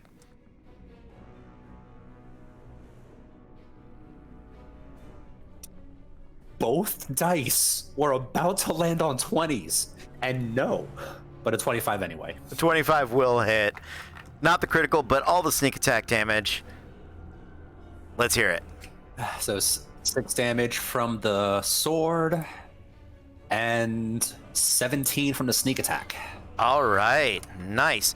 Well, sneak attack by itself was That's 23 total. 23 total, more than enough. 17 was the hit points he had left. Out as you kip up the saber, coming down into the chest of this dragon kin. That is it for Talroth, I believe. Unless I could just quickly glance at the other guy. You're next. And you do. Okay. Up next, we have Treasure.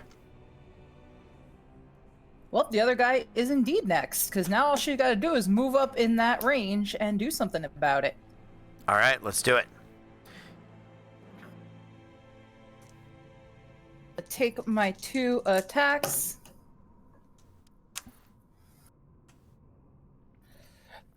I'm pretty sure the 17 plus 8 hits does a total 19 hit. It does. Both of those do, yes. Okay.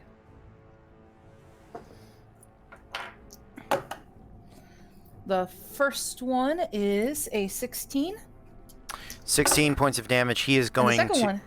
Go ahead. He's going to uncanny dodge the 16. And the second one. Okay, the other one's also a 16. All right, so 24 total. Yeah. So as the first strike comes in, he dodges to the side, deflecting as much of it as he can. But the second blow is just too quick. He takes the full brunt of that damage with no reaction available to him. Anything else, Treasure? 1 second, just making sure I do not have my... No, I already used my action surge last game. Just making sure. And you guys have not short rested. Bingo. Okay. Double checking. I thought you short rested when you were with the giant. I thought you guys did. Did you not? I think you did. No, we did. Did we? We did. Oh. You did. Yeah. Okay, so then yes, I will use my action surge now, and let's continue to wail on him. Okay. Let's do it. Ooh. I don't think either of those hit. A 10 and an 11. Neither of those do. Yeah. Treasure goes to wheel the blade back and begin to kind of swing it, but having taken the full brunt of that 16-point damage, the Dragonborn is going to wrap his arm around the great sword and just sort of move and swing with it. So through those 2 attacks, you just sort of wrestle it out of his grasp before you can really make another attack with it. Try to bash him in the face. He dodges. You do the old school 80s roll around fight. Something like that. All right, who's up next? After, go ahead. It is me. That's okay. I was double checking. Okay. Fable. Good. You said Talroth went down. Yes, Talroth is out. Great. I'm going to try to hit the other one. Okay. With so you move up to the edge, or are you jumping off of the edge of into the strip mine as well? I should be able to reach him with 120 foot distance, right? Yeah, but you have to walk over to the edge to get line of sight. Yeah, I'll walk over and get line of sight. Yeah, you don't have to jump off to shoot at him. Yeah, no, I just wanted to make sure that I was, because that doesn't feel like a good idea. I mean, worked out for Talroth. I cast Meteor. I am the Meteor. I just, all right, I would like Sephiroth. to, oh my god, yes. I am going to cast Firebolt cantrip, please. Okay. Boom. Hell yes, I do. It's an 18 to hit. Does hit. Good, amazing, and that is awesome. So that's 19, 20, 21, 22. 22. Hold on. Features. Okay, I didn't have a 1 or anything. So yes, 22 points of damage for him. And I am going to use my bracers of that, my bracers to bonus action cast it again. Okay, go for it. How's he looking, by the way? Bad. I'm gonna use luck and try it again. Okay. Because that was not pretty. That's better. A 17. 17 does hit. I'm assuming it had a better chance than a natural 1. Yes. And that is 9 points of fire damage. More than enough with the second attack, bypassing the fire resistance of these fire near kin, dragon kin. It singes into him, and he's sort of startled by the pain of the heat and the flame that he hasn't experienced in probably forever, and tumbles back over the edge once more. You guys have defeated these 2 dragonkin. However, you have done so within clear line of sight of the far dragonkin, who are the dragon overseers, and they had begun casting some form of magical ritual. How would you guys like to proceed? Do you want to continue in initiative as you attempt to reach them and or disrupt them in the process, or are you simply going to approach narratively and allow them to finish their ritual? How far? So, 200 feet down, 500 feet across. Pythagorean's theorem, thank you, internet, is going to give us that. I like that it was thank you, internet, not thank you, math class. I mean, at least I know which one to do. Okay. Don't give the middle school teachers the satisfaction. I've used it before. So you guys are about 540 feet from the overseers.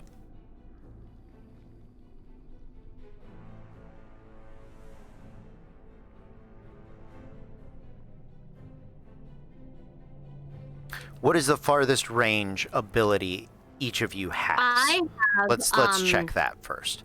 before we go 4 or 5 rounds of I run, I dash, I run, I dash and run. Like, we don't tell Roth is going to get there first. 150 is mine. 150 is yours. Yeah. I have Dimension Door. You have Dimension Door. Okay. And then with my phase stuff, I can send someone else. In spring, I can phase step them. Okay. Nice. How far can you phase step somebody? I think it's just normal, like 30. Okay. But you could take somebody 500 feet. And then send them further. I have a question. Would Dispel Magic stop the ritual or nah? Because it says a magical effect. Yes. It's a little bit of a gray area, but because they're doing it as a ritual, I would allow it.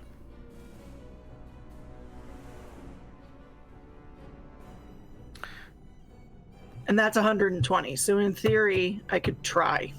Okay. That's what I got. That's it.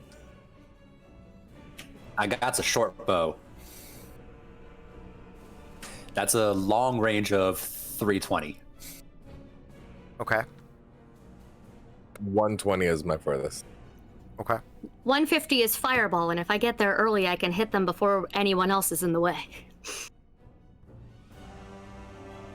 I have to be in appropriate range for them to catch these hands and this sword. Okay. And dead ass. Okay, so you guys do have some options that you could use to disrupt this ritual before it is complete. They're not exactly ritual casting something. It is not 10 minutes, and they did begin before the conversation started, so we would be within rounds. You could do so. So let's stay within initiative and see what happens, shall we? Speaking of which, after Fable,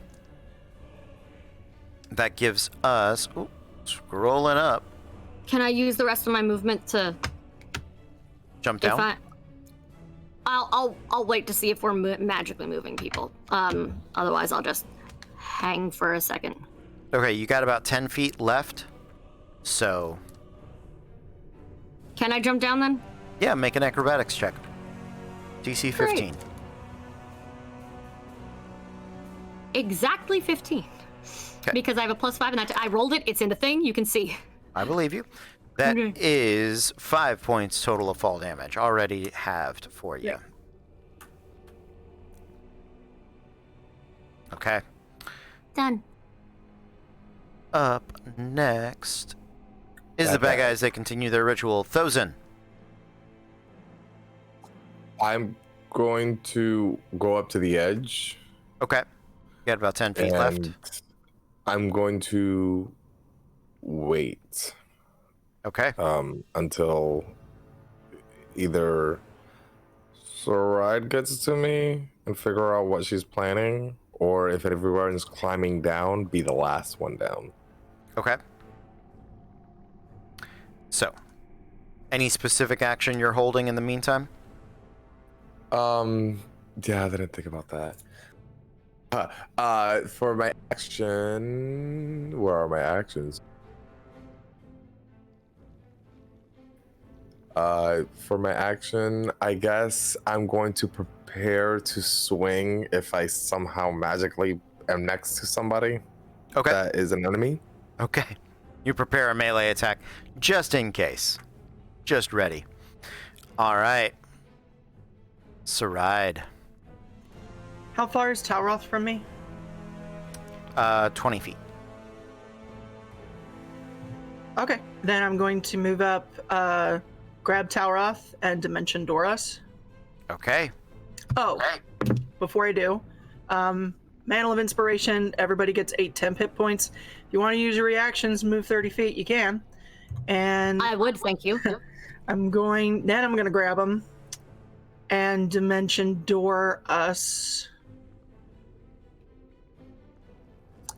Just a quick question. Talroth or Thozen? Because I had jumped down. I'm sorry. Talroth should be further from me. Talroth is further from you. He's within 30 feet. You need to make the jump. I will do that. Okay. My apologies. I thought I got them mixed up in my head. No, it's totally fine. Talroth and Daddy. So I'm grabbing Talroth and going to... Oh, then I need to jump? Do I need to do fall damage? Acrobatics check, please.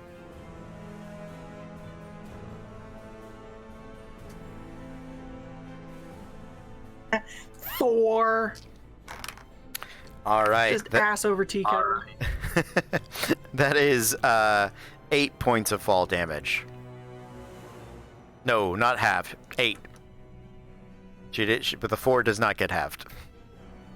Even though she's resistant to all damage? Oh, Thank yes. you for the raid, Indigo Chameleon. Hi. Hey! You guys are amazing. Thank you so yet, much. But we're working on it. They're trying. So he gets 4, I get 4? Correct. Okay.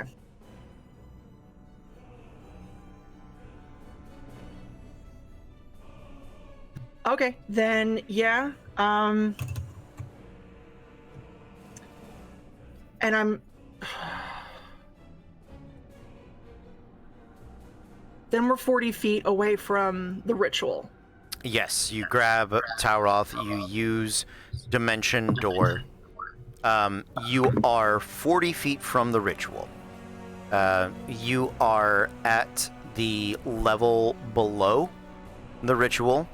You've gone across the entirety of the mining ravine, right? Past the tunnel and begun up a couple of steps. They don't have nearly as many that go as high. They do have a few, and mostly to create a lookout-like place. So you are one level below, so 10 feet across, 30 feet up, 40 feet in total. Okay. And I have no more movement anyway. You are out of movement and you've bonus actioned. So. Yeah. I'm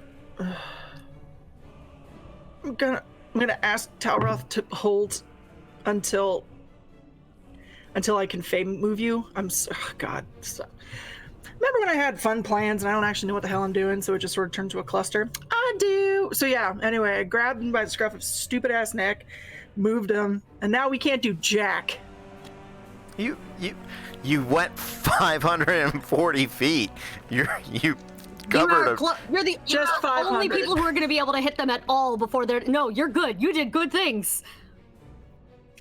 Question. Real Right, good things. Yes. Since she Mantle of Inspiration, I haven't used my reaction yet. That's correct. Pew! You may. Now, I did the Pythagorean math. You are directly 40 feet away as the crow flies. So if you were shooting, it would be 40 feet. Distance-wise, it is 25 across, 30 up for you to reach them. So you have a speed to start climbing if you would like to. Okay. Let's go for it. Sounds good. Your speed is 40? 35. 35. It's not 40 yet. Okay. So yeah, you get the 25 across and 10 feet up. Climbing is at half speed, so you actually go 5 feet up. Okay. That's it for the round. New round. I was like, who's next? Why am I waiting? All right. Bad guys are on a king. The bad guys begin chanting harder and speaking at each other in Draconic very, very quickly. Scrolling down. Everybody else have a king. Carlos, they beat you on Dex. So, but they are going to continue their ritual for now. Okay. So, up first is Thozen. How far down is this? So, every step is 30 feet. And it's, I'm going to say, you guys have done 1. You got 4 more down. I'm going to jump my first one and just attempt to try to land it. All right, DC 15 dex save throw. Acrobatics check, not dex save, sorry.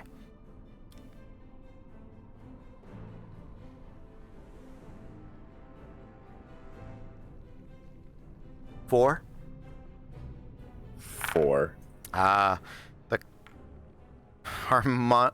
The convergence between you and Saride. 13 points of fall damage. All right. Did that use any of my movement? 5 feet forward to go off the edge. Okay. If I'm not prone, I'll move to the next edge. If I am prone, I'll use half my movement to get up and move as close to the edge as I can for the next step. You are prone, so you do stand up. So 15, you got another... You've used 20 feet of movement. You go 10 feet further. And then I'm going to tell myself, God, this is stupid. And I'm going to use my action to dash and jump off the other ledge. Okay. You keep going. So 10 feet to get 15 feet technically gets you off the edge. Make another acrobatics check. 16 for that one. Yeah. Don't fall prone. And you take half damage. That's 8 points of fall damage as you superhero land on the next stretch. I'm gonna land with like fist on the ground and just look at my hand and be like, oh, and that's it. I hope that looked good because it hurt really bad. Yeah. Hope you like that, baby. I love them. She can't even see it 500 feet away. Somehow, like, her spider sense tingles and goes, he just fisted something. And it wasn't me. She knows. All right, up next we have Fable, I believe. Yep, happy Friday. This is all very on track for Fridays. This is us. The fisting senses. So I can't move at all. I mean, I can. It far. I am going to just heckin' move. Hold on, I apologize. Let's backtrack real quick. Mm-hmm. When Mantle of Inspiration was used, who would have been using their reaction to travel? I did. Okay, 1, 2. Thosen? No. Great. For those of you traveling during that time, you are both on the second level, if I understand correctly. Great. 30 feet. I would like Treasure and Fable to make me acrobatics checks. Done. I'm gonna use luck again. I think that's your last one, right? No, I have one more after this. I've used 2 now. I had advantage earlier on stealth things. Yeah, but you used 1 on your performance, 1 on your attack roll. Yeah, you've used 2. Not sure what you're saying. I said I was scolding myself for using it when if I had realized, but I said it, so I'm doing it. It doesn't matter. It was an 11. Okay. Treasure? 16. 16. So with the save and the fail, Treasure, you are taking 5 points of fall damage. Fable, you take 10. Yes, I do. Okay. Now, Fable, you had... That was... you use your movement to stand up, and you can get down 1 more ledge. So this will be your 3rd ledge. Yep. Okay. Acrobatics check. Yep. I just gracefully roll my whole body down a level at a time, like a comical falling down the stairs bit. My good God, this... I'm not using the D&D Beyond roller the rest of the night, okay? It does... It's a 7. Okay. I will live stream my dice rolls all night before I fucking. It is mad at me tonight. Okay. Bye, everyone. That is another. Listen, the picture of my new cyberpunk blue-haired whatever she is character is in the chit chat, so I guess it's time to kill Fable. Okay. How much damage? That's another 10 points of fall damage. Fuck you, Rock. So that is your 3rd level, I believe. If you dash, you can go down 1 more level. Yeah, let's fucking just go. All right. Yeah, just get me down there. Let's go. Yeet. Would it have been? My question is this. Yeah? I'm taking damage every time anyway. Should I have just... You can't get any further, right? The acrobatics checks are really just to see if you fall prone. That's okay. It reduces the damage and keeps you. Yeah. Yeah, but I could have taken damage once instead of every fucking stair. Okay. You can't. It's rolling my check. It's 100 feet across. I know.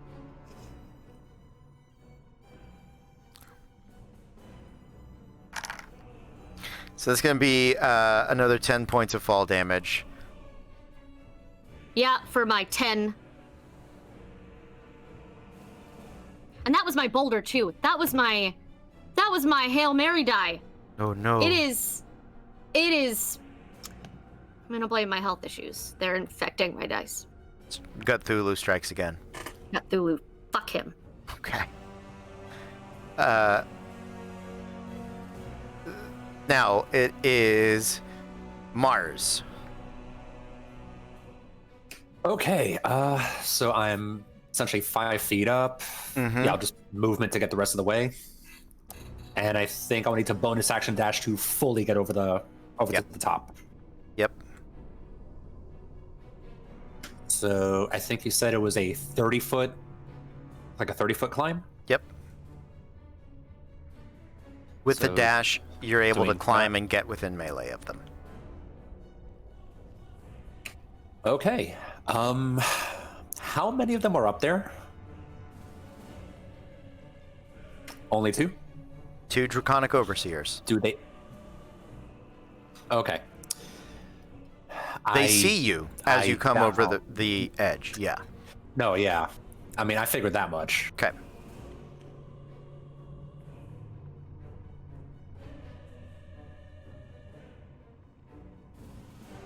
Yeah, let's see if I can just disrupt one of them and rush in for a hit. Okay. But try to get myself behind him to put the 2 of them online, so that if the other tries to fire, I'm kind of being like I have a shield, sure, so to speak. Gotcha. Let's do it. Yep. I should have rolled the attack first, not the damage first.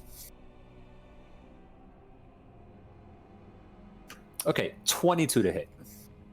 22 does hit. Absolutely. Go for it. And since I misclicked on the damage, it'd be 6 damage because, of course, me tonight. Okay. 6 damage on this dude is... He's going to have to make a concentration check as they continue their ritual. Let's see. Constitution +2, barely. 9 + 2 is an 11. So he does keep concentration, but you do deal the points of damage there. So, sounds... Go ahead. As I'm attacking him, can I just start, like, yelling annoying things at him, like, what you doing? What's this spell? Would it hurt? Does this hurt? I'm just trying to distract him at this point. I'm just being obnoxious towards him. Okay. Sounds good. Obnoxious action noted. So, Ride, I believe you are up next. Treasure? Treasure peers over the edge where Fable went tumbling down like a slinky.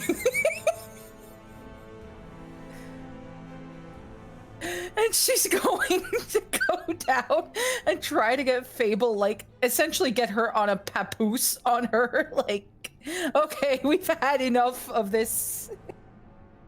So, you need to go down two levels. So let's get 2 acrobatics checks. That's going to be your dash. First one was a nat 20. Nicely done. Second one was a 16. Okay, that is gonna get. First one is 3. Second one is 4. Total of 7 points of fall damage. Staying upright both times. You jump down the first one, and you can actually go down a third because you're not. You didn't lose any travel distance for being prone. So, if you'd like to make one more. Is Fable on the second or on the third one? Second. She's gone down 4 total. You've now gone down 4 total. You can run past her and go down the last one, or you can pick her up. I'm going to pick her up because it seems like a lot. Okay. Yeah. Bonus action, pick her up, as you had dashed to get this far. Okay. After Treasure, who's up? Sarai. How is anyone besides Talroth within 60 feet of me? No. Then from where I am, I'm going to cast Dispel Magic. 4th level. 4th level. Okay. You do still need to make an ability check. As you look at those spell that they are casting, it is a variation on the teleportation circle. It is a summoning spell, essentially. It is a level. Getting the level for you.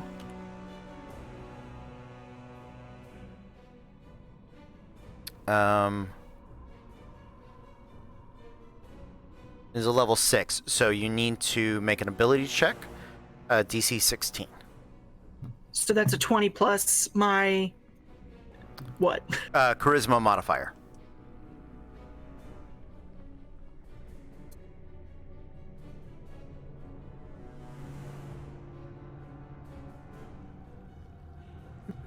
Nat 1 for a 6. Okay. Any bonus actions? Is Ritual Seppuku a bonus action, or is that a full action? I think it's a ritual. So. Right there in the name. It's in the fucking name. My God, I'm the worst spellcaster ever. You are not. I'm going to.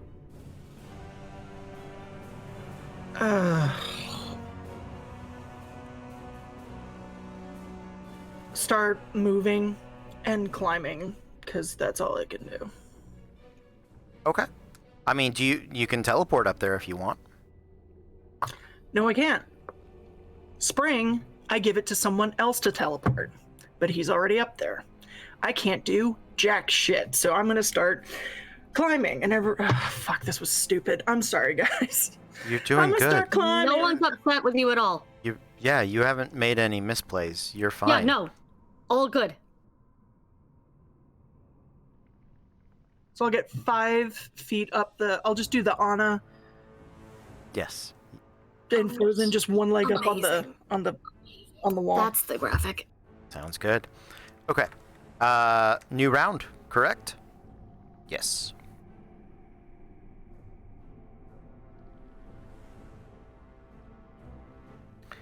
Bad guys are on a 6. I believe Tauroth is up first.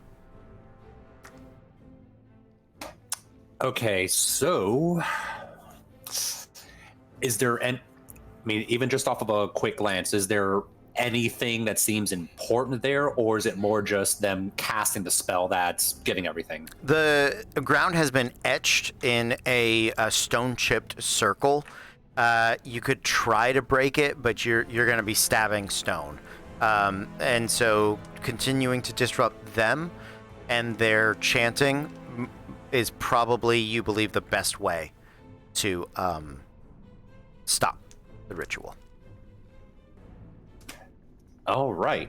Actually, just for my own curiosity, how big are their mouths? Like, is it big enough to just shove a bottle inside? Probably, yes. It is about, it would be Yes, thank you. Yes, circle is 5th. It is a variation, so I made it 6. It would be, but they're not like, if they were yelling, easy, but they're just talking, you know. You could maybe try to shove a hand in there. I'll hold that other idea that I had for a moment. Okay. Yeah, let me see if I can, yeah, you know what? Let's circumcise the Dragon Kid. Bonus action to pop the Zephyr Strike. So pretty much as I'm just being obnoxious, just yelling at him, letting the winds kind of kick up, see if it just kind of disrupts him a little bit, and then just kind of whip the sword around in reverse grip and just slash it right across his hips. Okay. And I'm also going to just pop the effect at the same time to get the advantage and the extra D8 force damage. Let's do it.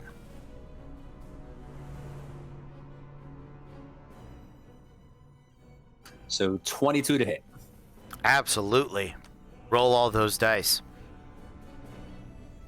And I'm also going to tag this guy with favorite enemy for that extra D4, so give me a second. Okay.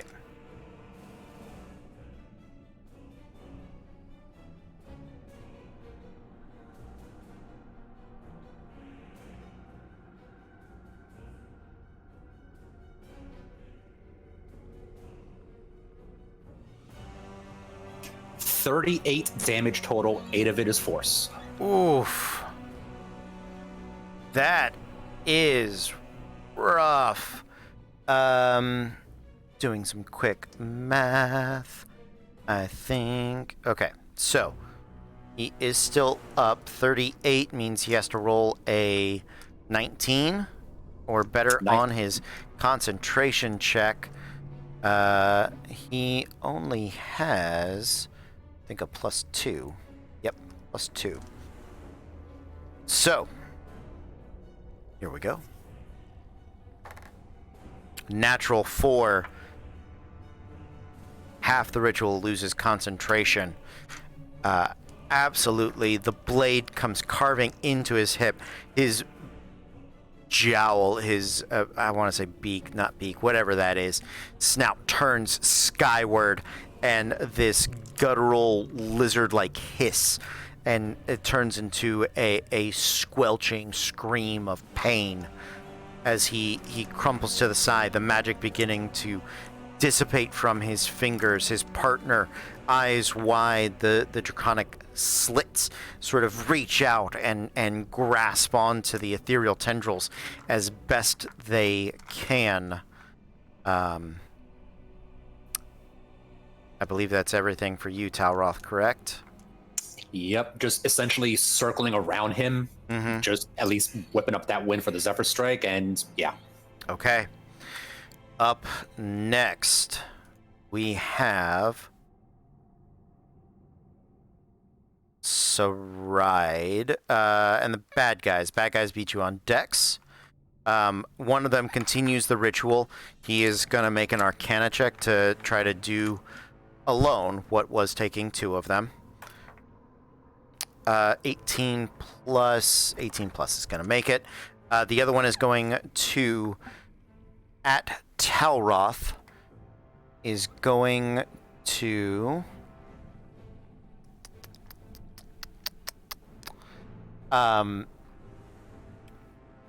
manifest a spiritual spear and try to bash you. I looked at Megan immediately. I was like, does it charge elementals? Like, how windy is it in this particular cave?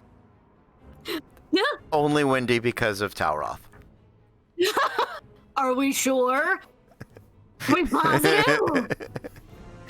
Mostly the character that happens. Yep, so that's the arcane spear misses, and he is going to follow up with a firebolt at you, because you are circling his friend. Natural 17 plus 8 for a 25 is going to hit. That is 2d10. I think that one. I dropped it. It's bad. Okay. That is 14 points of fire damage. Yeah, I'm on Kenny dodge that one. Okay. The stream of flame comes bursting at you. You twist just a little bit as the fire sends sparks shattering up over the edge. They come falling helplessly towards Saride. It is your turn. Rest of my movement, so 30 to get. I know I can't get over, but I'll peek over and cast Dispel Magic again on that guy. Okay. Verbal level. You are going to have advantage because it's a 2-person casting spell. He's doing it with 1 person, so.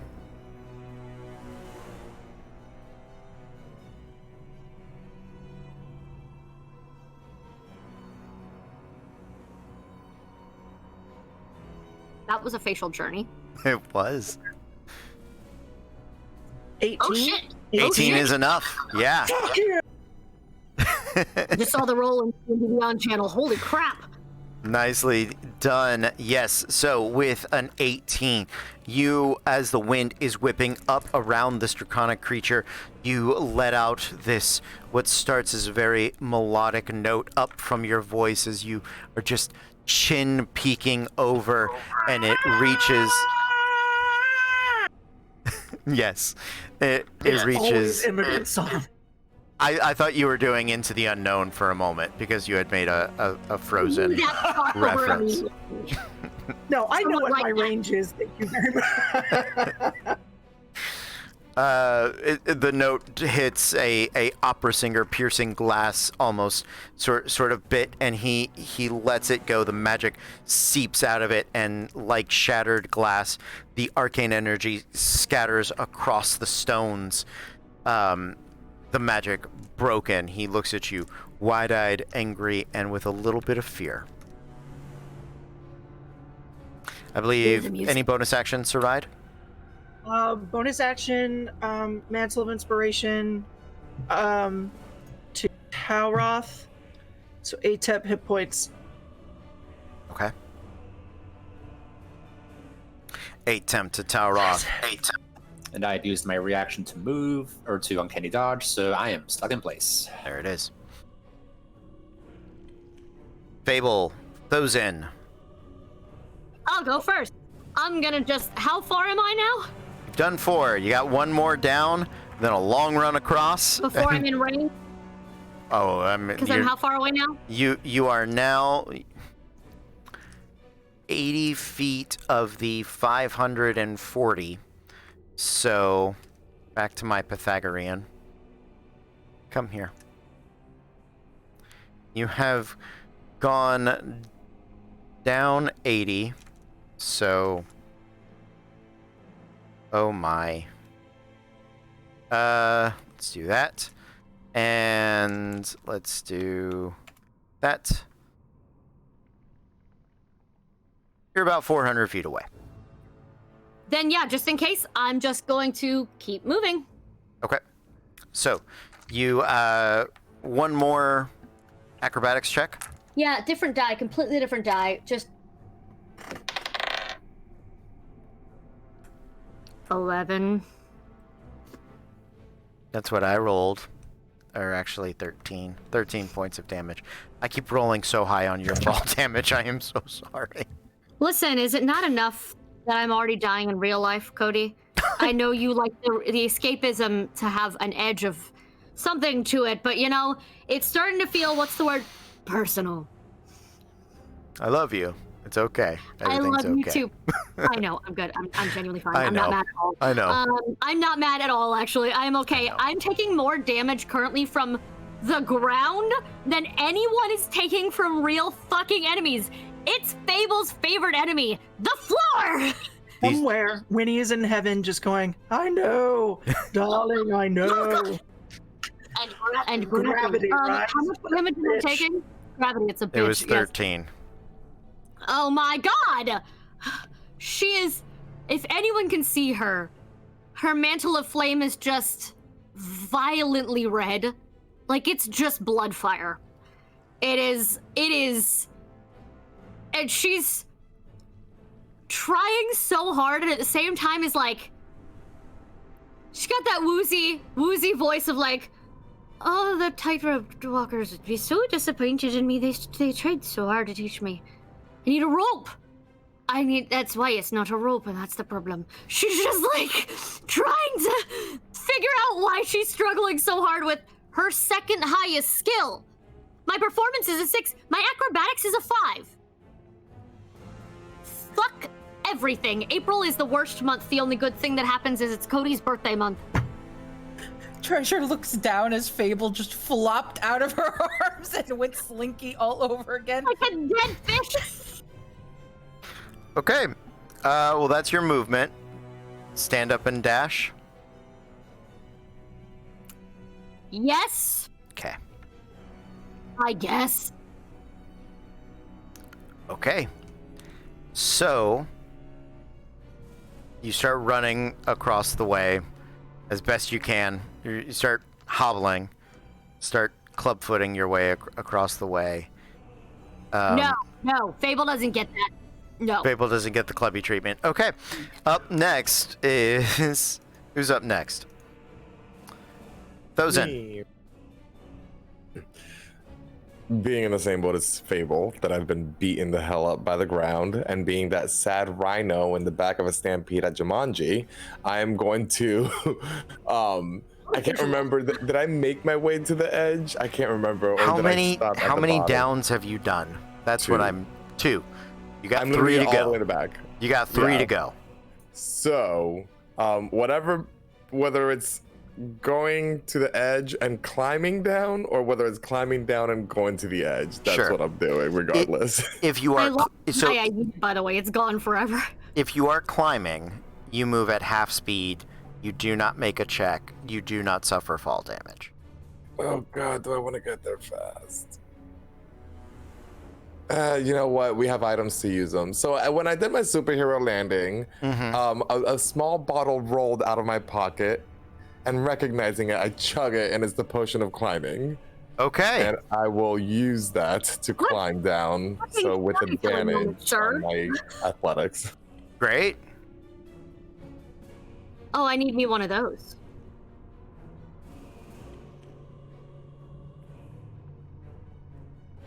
Okay. Yeah, you're good. With the potion of climbing, you're fine.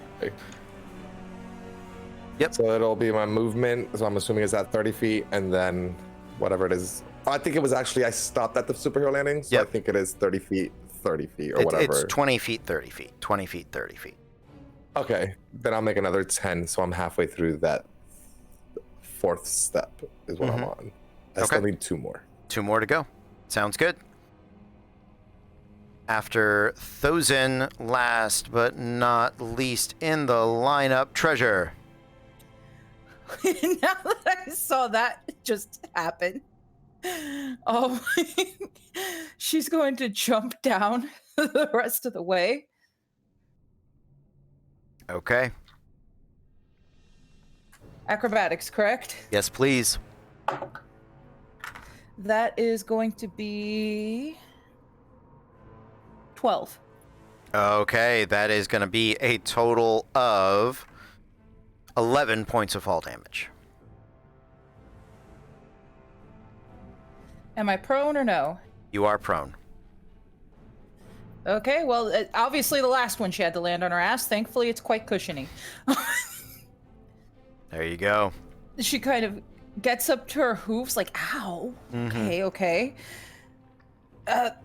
She's going to, like, run by as fast as she can, scoop up Fable on the way just to help her along. Fable is up, so after you bid it, you're essentially right next to Fable as you come running over. Okay. So.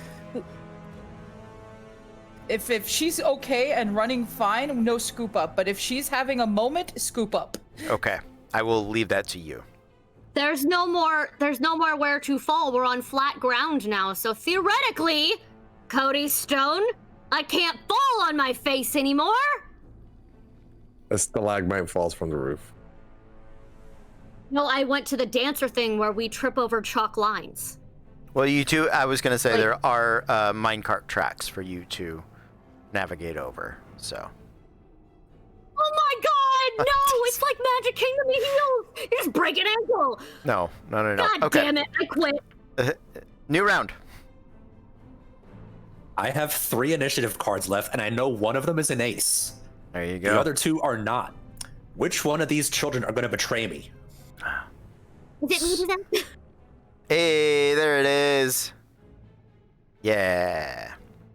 Bad guys are on a jack. Talroth is up first on the ace.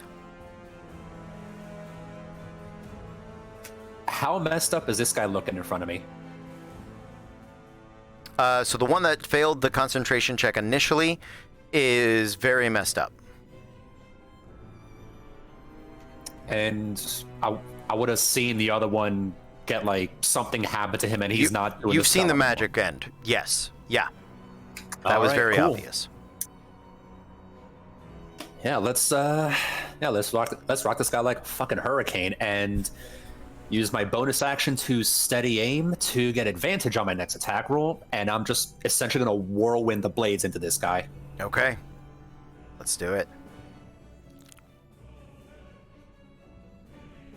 That's an 18. That'll hit.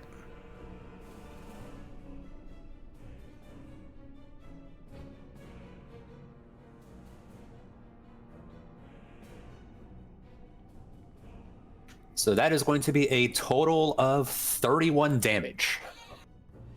Okay. 31 points of damage. He is out. Easily drops to the ground, his blood beginning to pour over the circle, filling in those little etched in gaps. And if possible, just for the flavor, stop. Just stop the pose, sword reversed, staring at the other guy, just looking at him. Okay. Staring him down. His steady aim, I give up my move action. Okay. As your gaze spins over towards him, he is going to lift those draconic eyes up towards you and look down at the blood filling this etched in circle. You want to kill Vidian? Because this is how you get to Vidian. Oh, Vidian's a punk. Did we just finish their fucking circle for them? Oh, no. Oh no! And as he bites down on his arm, the teeth, like a vice grip, shatter the bone. You hear as each of them snaps, and then this dreaded ripping noise as his clenched teeth turn. He rips his own arm off, the elbow pouring blood out like a geyser, spraying Dragon Age style across Talroth's face, and collapses, bleeding into the circle. And that is where we are going to end for tonight. Why do you do this? I thought it'd be dramatic. Fuck. Oh, fuck. You have to come back Monday to see what happens. Shit! I love you. You mean to watch us just panic? Luckily, tonight's Friday, so we only have like 2 to 3 nights with which to just sob. 2 to 3 days to prevent Talroth dying and get a new character ready. Awesome. Well, how close is the ride now? She's real close now, right? Yeah, but I also used most of my stuff trying to disrupt the ritual that he just put his arm into. No, you did exactly the thing that you should do. Chat, Cody. Why did he tear his arm off? That's metal as fuck, but I hate it. Why did he tear his arm off? So many good questions, everybody. So many good questions. We are going to find out what happens to all of this on Monday. That is when we normally play Disasters in Danger. I hope you guys enjoyed it. We may be trying to do more Friday RPGs. We may be trying to bring things back. We continue to hone our schedule.